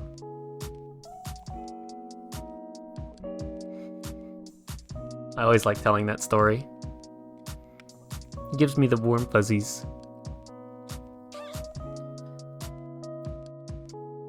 And just about everybody I've interacted with in HR, it has been fantastic in this company, which is a good thing. Yeah, I'm so happy that it worked out like that. And then there's another little instance where, a small world instance where the roommate I moved in with when I first moved down here actually worked at that same hotel. I was on roomies.com and was like interviewing people, and I'm in a call with him, and I go, "Yeah, I'm gonna be working at this hotel, this, that," because I wanted to move down here. And he goes, "Wait a second. This hotel? Is the HR manager there China?" And I go, "Yes. I work there part-time." And I'm just like, wow, that's crazy. So I guess it's a done deal, right? And he's like, yeah. Then I moved there, lived there for about 2 months, and then me and my friends, we got a brand new apartment together. Oh my God, I just remembered this hilarious story. So there was one night, let me preface this with, night auditors do not take walk-in applications, period. We just cannot do that. Because the people roaming around at 3 a.m. looking for a job kind of have some other issues they need to hash out before we can give them a job. Another reason is we just only accept online applications, the company I work at. If you want to schedule something, you need to put in your application on Indeed or on our website. So I had somebody come in around 3 a.m. He asks me if we're hiring for front desk agents. And I go, "Yeah, we are, but you'll have to put in your application online at this website and this website." And I'm getting to writing it down for him, and he just starts talking about how he is an ex-Harvard professor, down on his luck, and he used to, work on rockets. He was actually at NASA. He was actually a rocket scientist, and he was working on the new Falcon Heavy. And he got fired because his manager didn't like the way his hair looked one day, and just a never-ending stream of whatever he was thinking of at that time. And I'm just nodding along with my stack of audit papers I need to do. And eventually it gets to the point, well, I can't really take a paper application here, so if you want to apply, definitely give it a shot online. And he goes, "Well, can't you just give my name to HR and give my info to HR?" And I go, I can't do that. I'm really not allowed to do that. He goes, "Oh, yes, you can. You can at least take my name and put it in their office." And I go, "You know what? Sure, I'll do that." So at this point, this dude had been yapping at me for about 30 minutes while I was trying to do my audit. And nothing aside from me telling them, "Hey, you need to get out of this building before I have you trespassed," was going to get them out. And I'm not too abrasive as a person. It's like I'd rather somebody get the memo that they can't stay in our lobby any longer than me have to straight up tell them, "You need to leave or else I'm going to call the cops." So I take his note, he says goodbye, and I go, "Yeah, goodbye." I go straight to the back office and shove the note into a shredder. I was not happy that night. So that's not the end of the story. The dude actually does end up getting interviews. In fact, he comes in, and while they're sitting down for an interview with our HR manager, my manager, Chris, comes out of the office, sees him, and then gets behind him and looks at our HR manager kind of like over their shoulder and does the throat like no, nuh-uh, like cutting motion, like you need to cut this off. You need to stop the interview and kick them out. So she cuts the interview short. Gets the guy out of the hotel. And he comes back about 30 minutes later in a long blonde wig, saying he was there for an interview with our HR manager. And Chris comes out because he sees this on the camera. And he goes up to the dude and tells him, you need to get out of our hotel and never come back. And he was telling me about this one morning, like just, while we're chatting, I was finishing up my audit and filing it. And I go, wait a second. Did he at any point say he was a professor? And did he have this kind of complexion on his skin with this shirt? And he goes, yeah. And I go, Chris, that dude showed up and harassed me for like 30 minutes on my night audit shift one night. And he goes, oh, I see.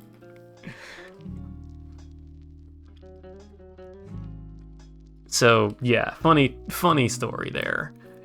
Chris, my manager, had some even wilder experiences with the local homeless population, which is kind of a weird, honestly, I feel bad anytime I talk about homeless people because, yeah. We had somebody run into our lobby, steal 4 drinks from the guests at the bar, and barricade themselves in the computer area with a table that they had yoinked out of another part of the lobby.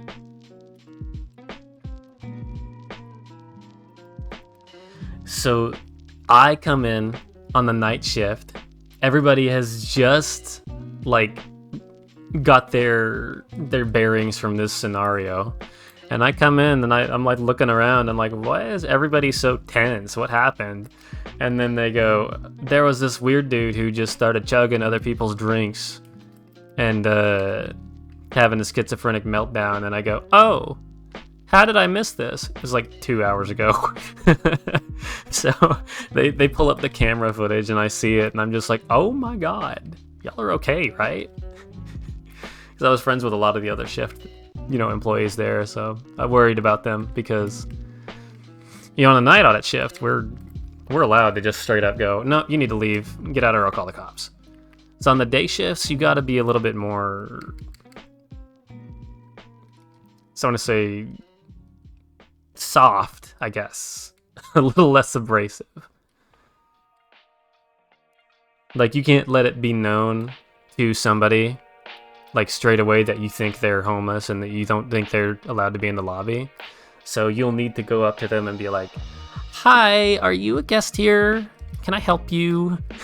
And if they say yes, it's like, oh, well, do you have your key card on you? Because you can't be asleep in the lobby. You just slowly start toning down the customer service voice as you speak with them. It's like, yeah, of course, no, I mean, that's normally a thing, but normally if you're a guest, you would be asleep in your room. Do you have your key card on you? Great. How about you show me your ID and I can get you a new one? And then you get to the point where it's like, oh, well, if you're not a guest at this hotel, I'm going to have to ask you to leave. You got to go, dude.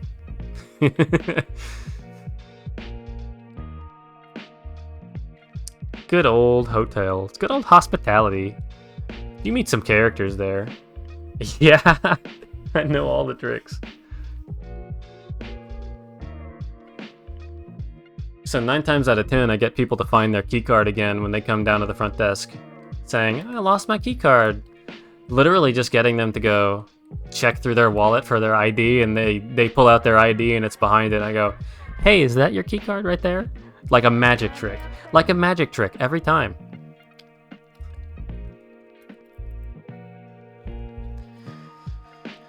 The technical side of it too, with group reservations and people using third parties and all that stuff it's another nightmare that I can talk about all night. In fact, I think I will talk about it all night. So, if you're ever staying at a hotel, I beg of you, yes, exactly like Expedia, please don't use Expedia. Don't use Booking.com. Don't use Hotel Trivago. Don't use any of those cruddy third-party websites. They are so irritating for me to deal with as a front desk agent, as a night auditor, as somebody who collates reports and gets all the financial data for our hotel in order. It sucks because they take a cut as commission from every reservation they get, and half the time they'll collect it as a prepayment from the guest directly, and they won't give you the guest's information at all. They'll send you a virtual card with only a certain amount of funds loaded onto it. So if you try and pull this reservation and the guest says they want to change their card, they are just out of luck, period. They cannot do that at check-in. We cannot refund money to a card that was not originally on file.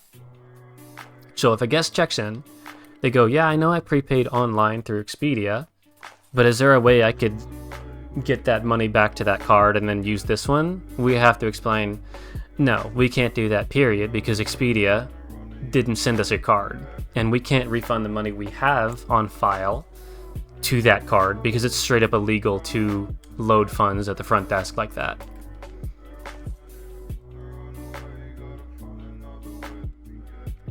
Booking.com does not vet their cards like their credit cards. They will send us reservations with fraudulent credit cards all the time.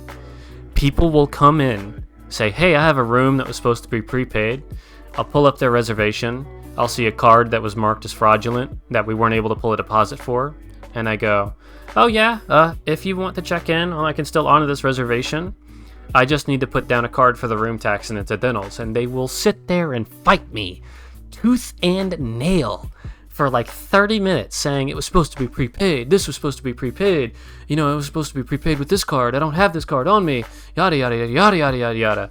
It's like, dude, you got to look at the facts. When you book a reservation at a hotel, it doesn't matter if you book it through a third party or whatever.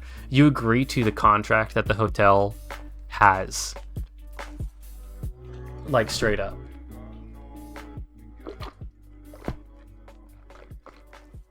And one of those is us needing to explicitly have the cardholder's permission to charge them on checkout or check-in. And that includes checking the card on check-in, like with a physical swipe for the incidental hold plus the room and tax to confirm that the card had set amount on it. Or Expedia or Booking will take a full prepayment at the time of booking and then send the reservation to us.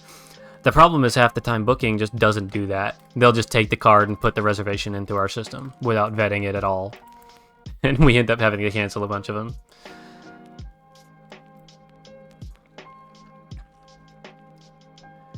Oh, man. And don't even get me started on the nightmare that is a guest getting accidentally sent their receipt from the virtual card that a third party sends us. Because if a guest pays, let's say $400 for their room through Expedia, Expedia is going to go, okay, we're going to take our $100 cut and send y'all a virtual card with $300 loaded on it. So we'll take that $300 deposit for the room, and once the guest checks in, they just need to show us their ID, and we'll put down a card for like, I don't know, $50 incidental hold. Well, on checkout, nothing goes wrong. A guest asks, can I have my receipt? You have to explain, Expedia should have sent you a receipt as soon as you book the reservation. We can't provide a receipt here. Well, if a hotel front desk employee gets pressured into printing out a receipt from a third party with a confidential rate, they'll see that they only got sent $300 from Expedia, and they go, but I paid $400. And having to explain that, having to open up that can of worms for guests who just saw, ooh, I can book at this hotel for like 40% off compared to booking direct at the website. Wow! That's a nightmare. And I'd rather not have to do that again. There's a lot that goes on in hospitality. Like, okay, so if you have a membership like in a rewards program for a hotel, and they let you book a night using the points they have or the free nights you earn, this, that, or the other. The hotel still needs to be compensated. The hotel still needs to have revenue to report to their revenue department. So what ends up happening is, even though you're not paying anything for your room, the company, the rewards company, will send the hotel money or compensation based on the occupancy for that night. So like, let's say you're at 85% of the hotel and you have 20 rooms under a free night or a point night. We have to go in and change the rates for those reservations, the amount that we'll get as compensation from the rewards program. So by default, it would be like, let's say $50 a night that the rewards program sends us. We would need to change that to whatever the average our hotel is that night. So like, let's say the average of everybody staying in-house is about $200 or so.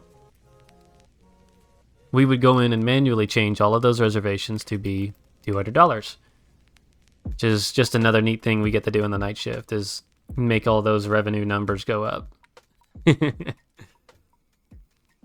Interesting things that happen. I think this is the last dungeon level I will do, because I'm starting to get cooked, even though I'm animatedly talking about hotel intrigue. I'm literally trying to use water to open chests here. Who else is paying for that one person's free night?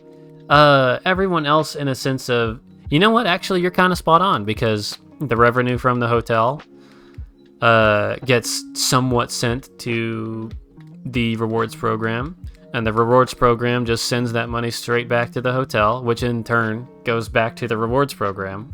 It's a vicious cycle, and most of that money just ends up in some CEO's pocket. It's so silly. So when we get a perfect sell, which is basically every single room gets occupied, we get a percentage of the district or average rate. So like, if that night we have, I don't know, an average rate of like $500, and we get an extra $50 sent to our paycheck, because it's like 20% or 10%. I don't know. I think it's 20%.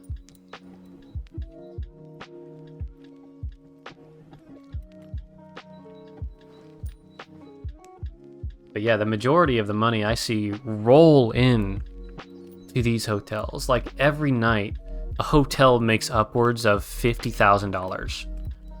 I have seen the hotel I worked at in Austin, I have seen them make about $240,000 in one night. That is an absurd amount of money for me to only be making like $19.04 an hour. It is straight up unfair when in one night they can make more than I will make in 10 years. Where is that money going? Crazy to me. That's why I've become so jaded when it comes to money.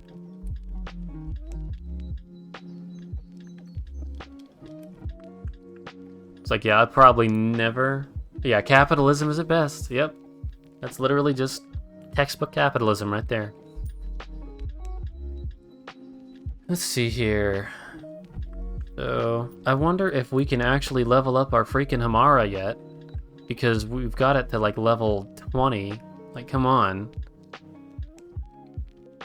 It's 22. When can we level it up? Goodness gracious. I feel like I've been sitting here doing monster transform leveling for like an hour straight. Eesh. This is why I hate monster transform. It takes so long to level. And it's so... It makes me wonder if you get so much more XP for monster transform if you actually beat the monsters with monster transform on, instead of just swapping. Like, I need to test this hypothesis of mine eventually, of like switching characters reduces the XP you get from the monsters. Probably one of these days, once I finish the completion run and pop open Cheat Engine to take a look-see at some values in this game. It'll be fun to like confirm some things. I could be just like my hero, Pokemon Fan 4000 on YouTube, who can open up the debug menu for this game by just bumbling around in the menu with some weird icons and picking up air. Fun stuff. Alright, we're gonna save. We love the glitch god. Memories of figuring out the broken dagger glitch in 2009 or something. I don't know, it was fun. Fun stuff there. Okay, well, let's switch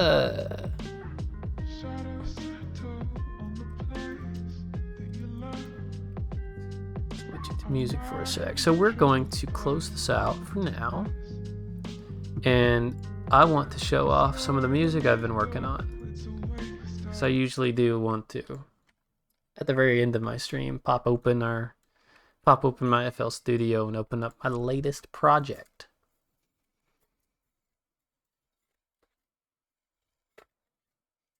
Here we go. It's loading.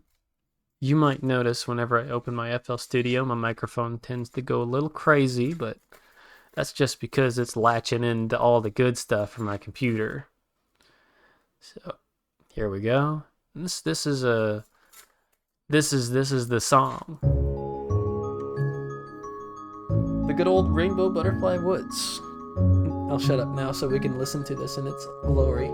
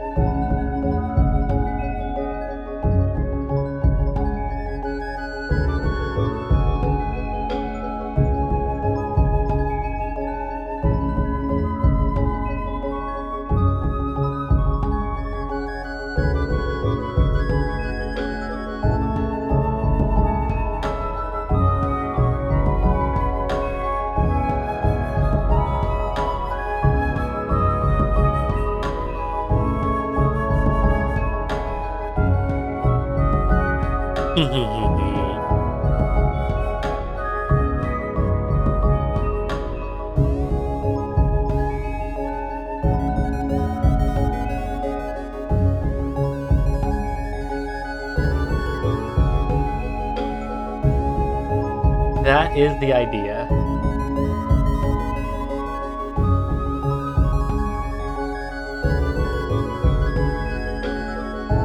In fact, that's why I've gone so ham with these songs.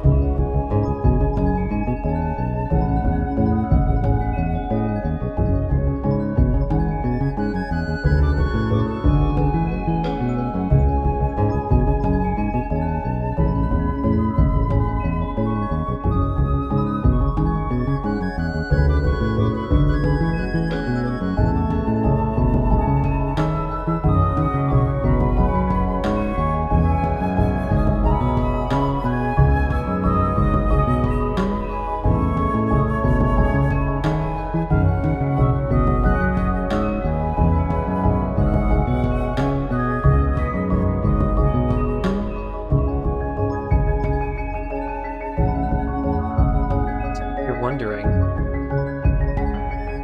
why it seems to repeat this part so often, because I'm adding layers to this that play based on what is happening.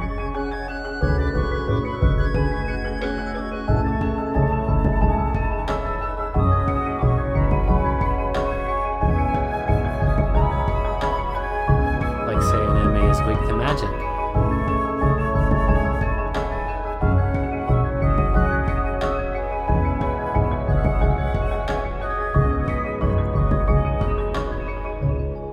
I also have a vehement dislike for the combat music in the game and how it will just like, yes, dynamic track. Think dynamic track like Pikmin 3. Or any kind of Pikmin game really, where you walk up to an enemy and a new layer adds itself to the music, kind of like this. And then the combat layer starts happening, which is this right here. The taiko drums, which if I isolate will just sound like this. Or this. We also have the marimba, which is just taking the rhythm from the combat song. This is also just the intro motif from the combat song as well. The glissando violin that just goes all the way up and then all the way down as soon as you walk up to an enemy.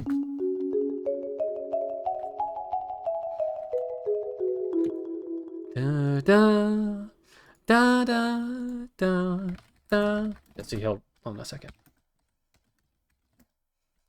Because I don't like how the music cuts out so much, I decided to just do it my own way. So, here. Like that, it's grating, but if you hear it like this, the music starts up like this.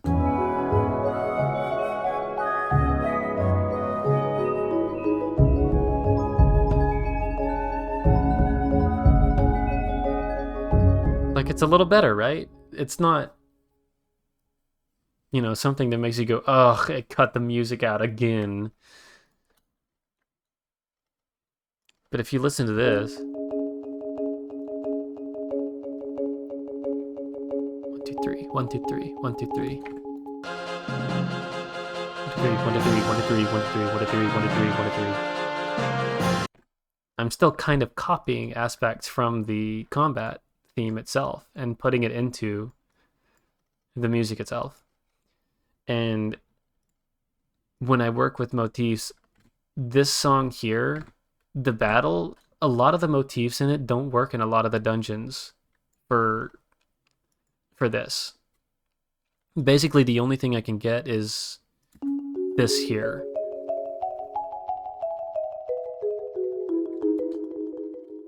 And the Miranda itself copying the rhythm, that way it kind of notifies that, hey, you should be alert, there's an enemy here.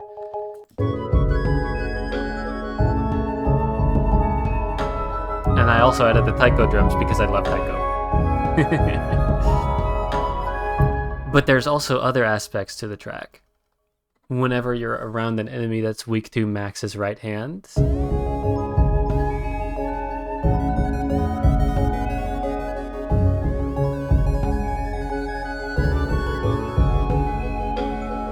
or weak to his left hand.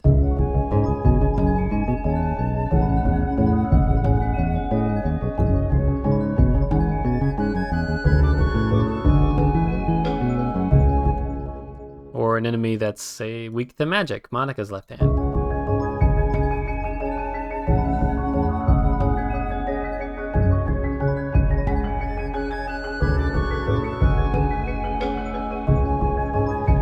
Yes. I love cues for weaknesses. I think that is the best thing ever in music. When the music is adaptive and gives you like a little hint, like if you pay attention, a little hint to what an enemy would be weak to. Like when you think of piano playing like this.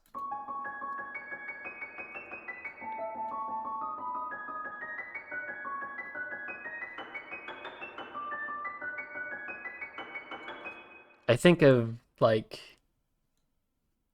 mystical stuff. Like I don't know how else to describe it. I think of it like climbing a mountain. You know what? This is Celeste coded. Sorry, it's just Celeste coded. I don't know how else to describe it, but like you're climbing a mystical mountain or something.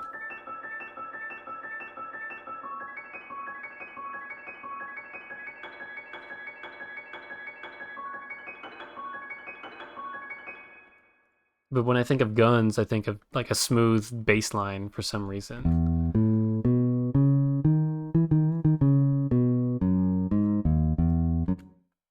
But with this, because this part of the song is so complex already, I wanted to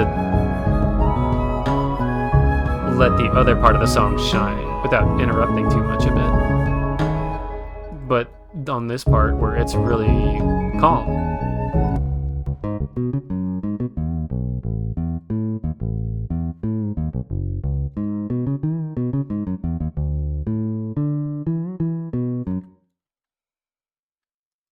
See what I mean? Like when there's less complexity in the bass song itself, I'll go a little bit more intricate with the cues for weaknesses. But when it's more complex for the song itself,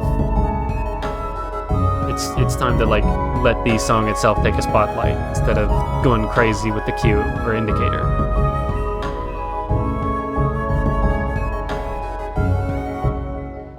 But if we listen to Max's wrench indicator, it's a square wave. Because when I think of Max, or I think of like a wrench or whatever, I think of tinkering and soldering and computers and building things. That's a sine wave, or that's a square wave to me.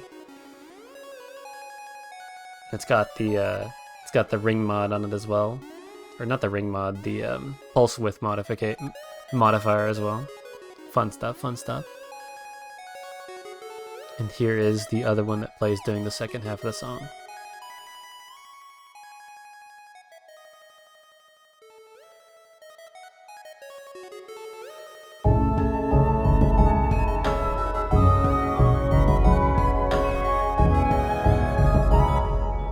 And I have done the underground water channel as well.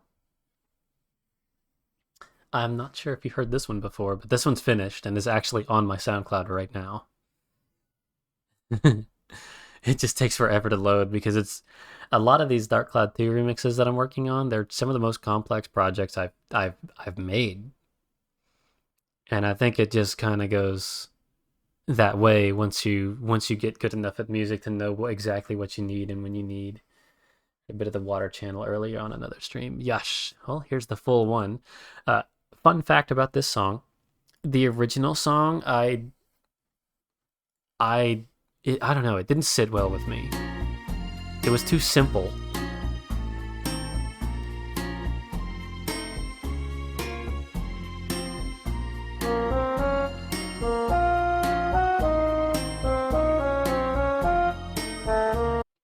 I can count 4 instruments there.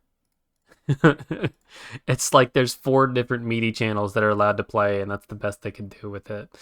Tim Fallen would like to have a word with you. But I went, you know what? That's boring. Let's give it a swing rhythm, and let's have it play in 3/4 instead.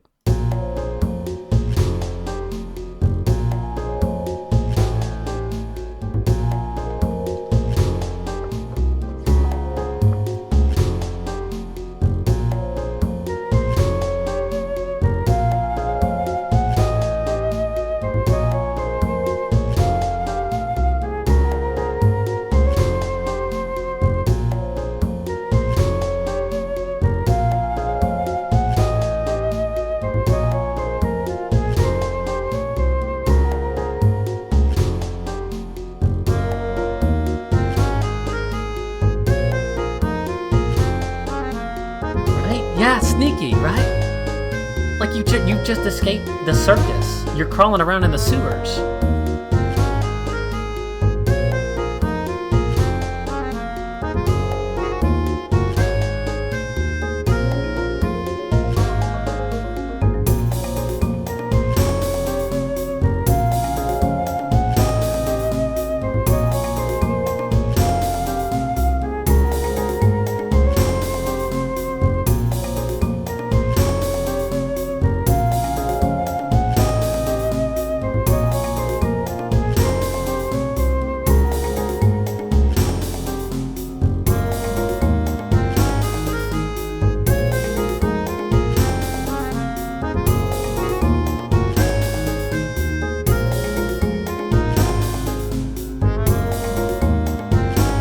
course, this is the combat layer.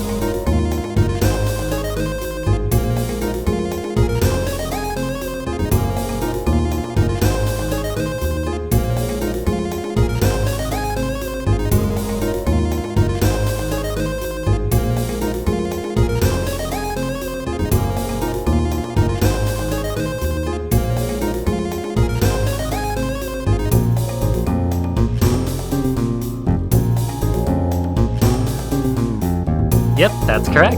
4 different layers, 1 for each weapon type. But there's also a 5th weapon type, and that's the ride pod. And we'll get there eventually. But for this one, because it's the underground water channel, it's the first area, I had it duck out the lead of the song itself so it could focus on the weapon weakness layer. So if I had it... It's a little too noisy, right? But I figured this would be a good way to kind of teach you that the music will change based on what the enemy is weak to.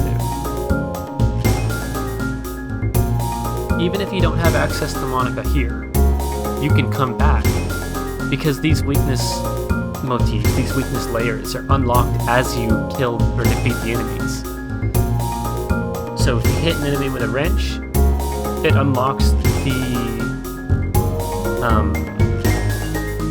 layer in the song, if it's weak to it. If you hit an enemy with a gun, it unlocks the layer in the song that indicates they're weak to a gun, if they're weak to it. Same with magic, same with the sword, and same with the ride pod. Like, that would be so cool. Of course, this isn't really something I can implement in the game, because all I can do is, kind of make music, but it's fun to imagine, right?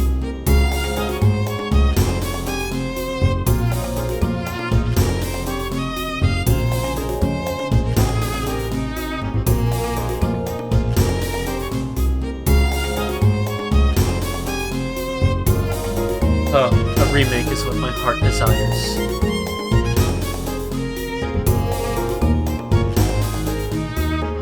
Maybe one day, I'll be such a big streamer, I'll be able to bring just a ton of attention to this game. I'll have like 20 viewers. One of them's bound to be a modder.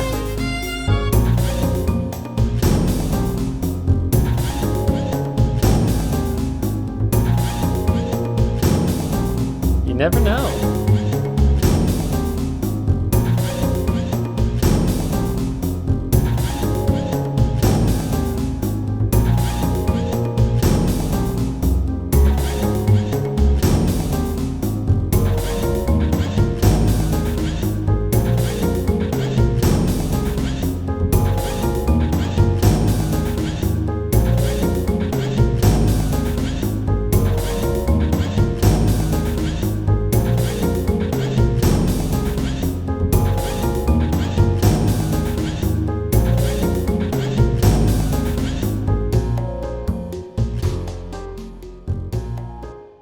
I want you to know that the ride pod sounds that I have here, ride pod noises, this is my magnum opus as far as sound design.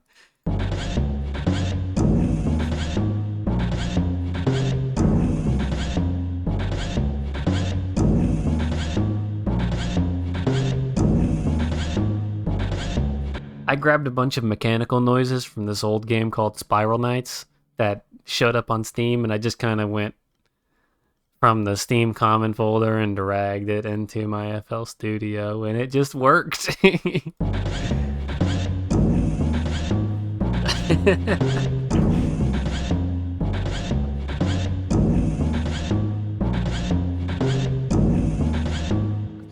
I've done that with a lot of my music before, as far as sound design. That is the funniest thing I think I'm capable of doing. Oh, also every now and then I'll get bored and pitch shift the music.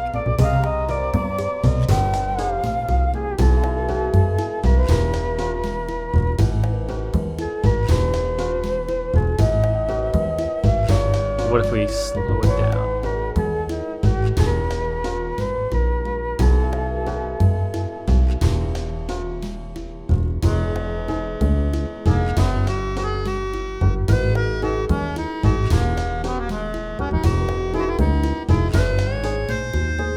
Yeah, fun stuff.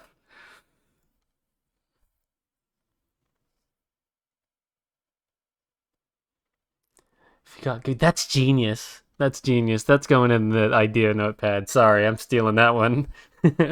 By Celeror. Slow music if you get good. Let's see here.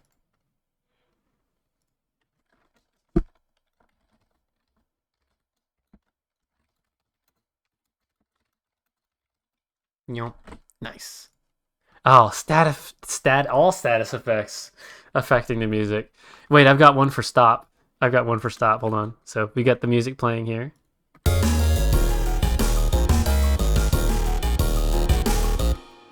Oh no, I got stopped.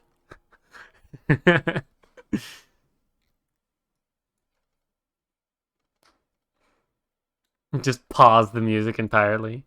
Oh, this is a Deltarune remix, by the way.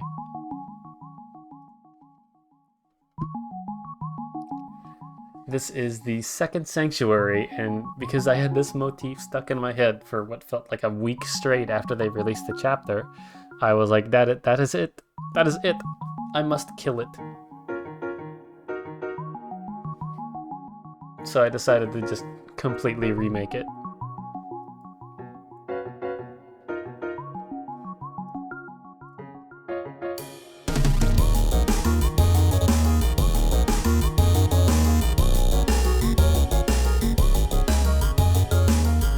I've got to fix the bass real quick, hold on.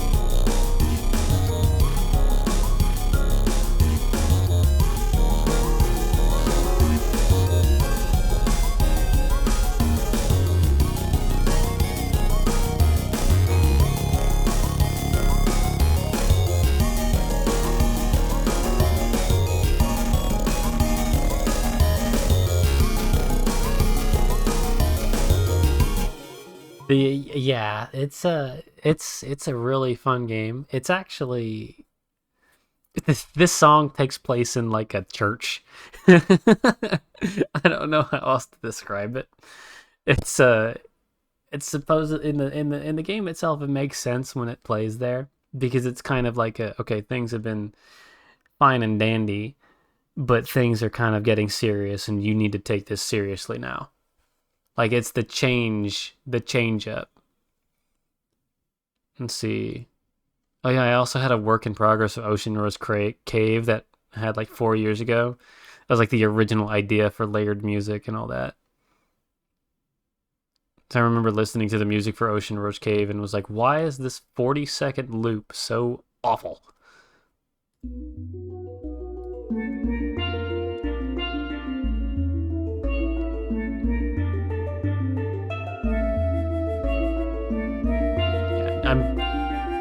probably gonna redo this song from scratch because this one I got from a MIDI. And it's basically nothing more than a glorified instrument swap.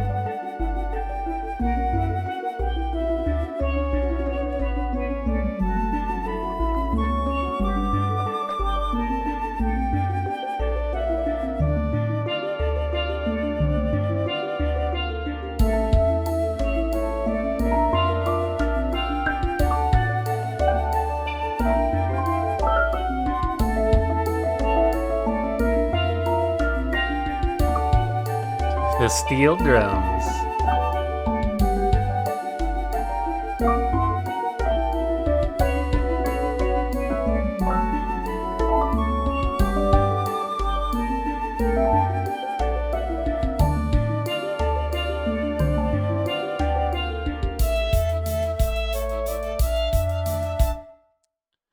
Yeah, this instrument right here, this is the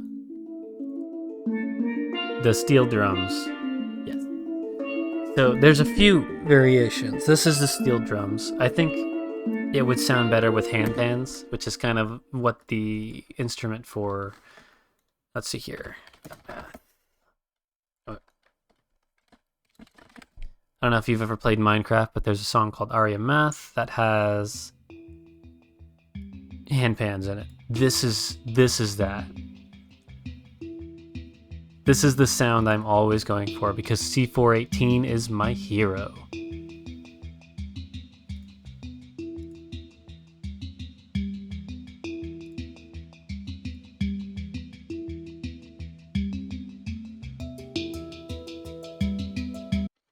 One of these days I will become as good as them. It will happen.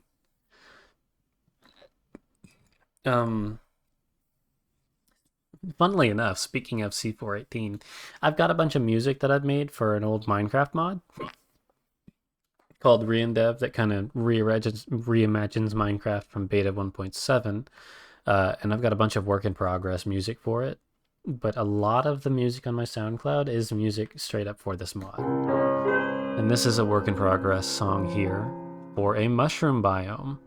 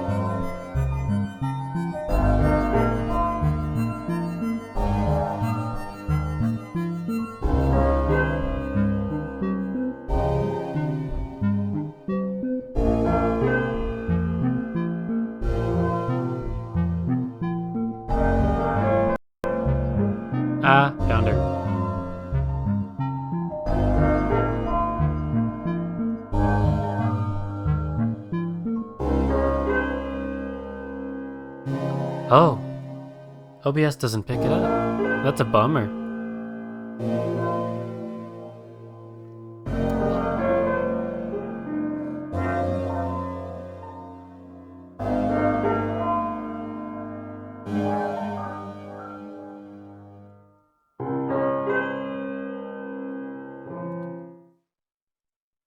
But yeah, let's see if there's another one I could show here. All right, so fun fact, I don't know how to play a single instrument. This is all like self-taught. I can't play the piano, I can't play the guitar. I have not the slightest clue about most like practical music theory. I just do what feels good. And by that I mean I just kind of mess around and I know what as far as music theory, I know enough to go, oh yeah, that's 4/4, or that's this, that, or the other. It's like an 8/4 rhythm, or what's going on with that polyrhythm there. That's interesting. Wow, that's some nice chord progression. I wonder what chords those are. Like I do not have the ability to tell you what chords are being played in a song, but I can go, oh, I know what those are, and then immediately go and recreate them in FL Studio without knowing what they are or what, letters they would be or what notes they would be, what semitones they are.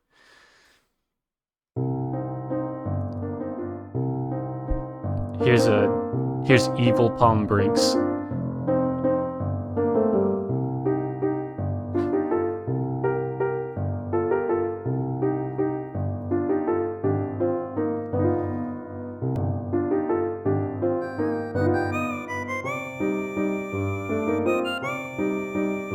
I don't know. This is a random like waltz thing I had in FL Studio. Decided to open up.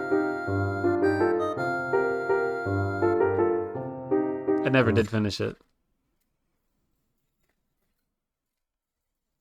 I wonder what this is.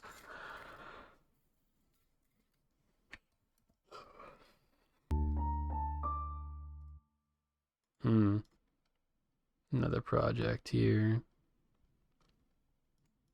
The Plains. What could this be?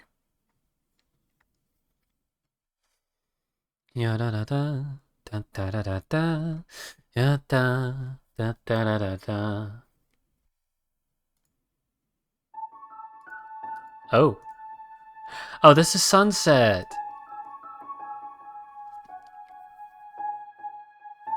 This is a good song to end the stream on.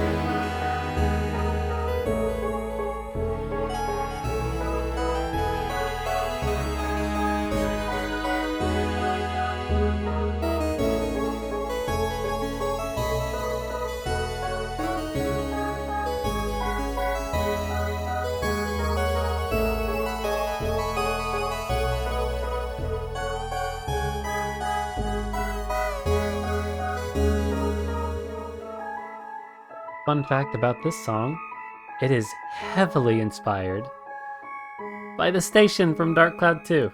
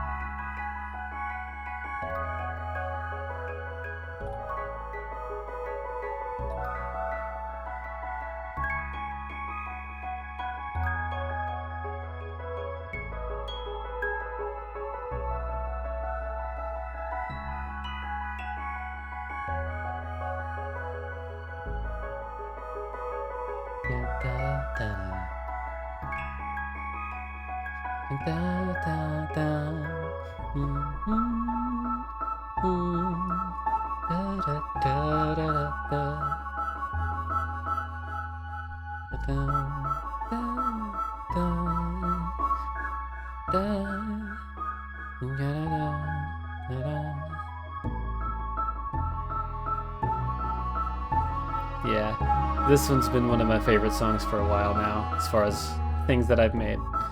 And there's also another song that it's based off of that you probably won't believe, but I'm gonna show it off anyway and call it a stream because it's almost 3 a.m.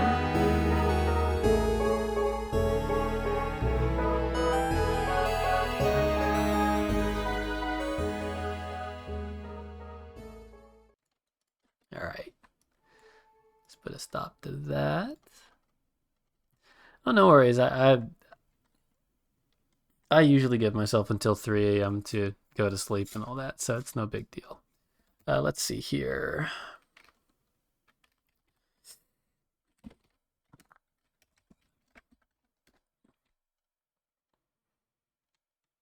From Rotting Fantasylands. Notice something similar?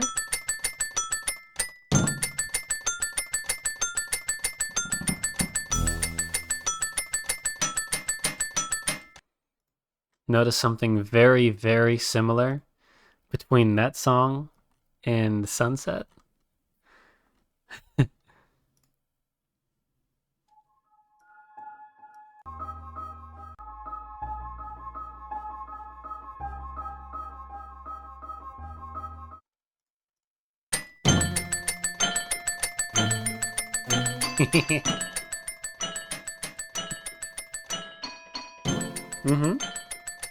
Okay, so this song is one of PewDiePie's old intros back when he played Amnesia. And it's probably one of the only reasons I know about this song. It was one of his outros or something, but he basically skipped to this part.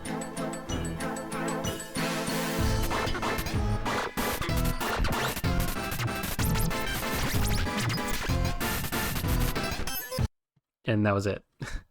A very interesting outro for your YouTube channel.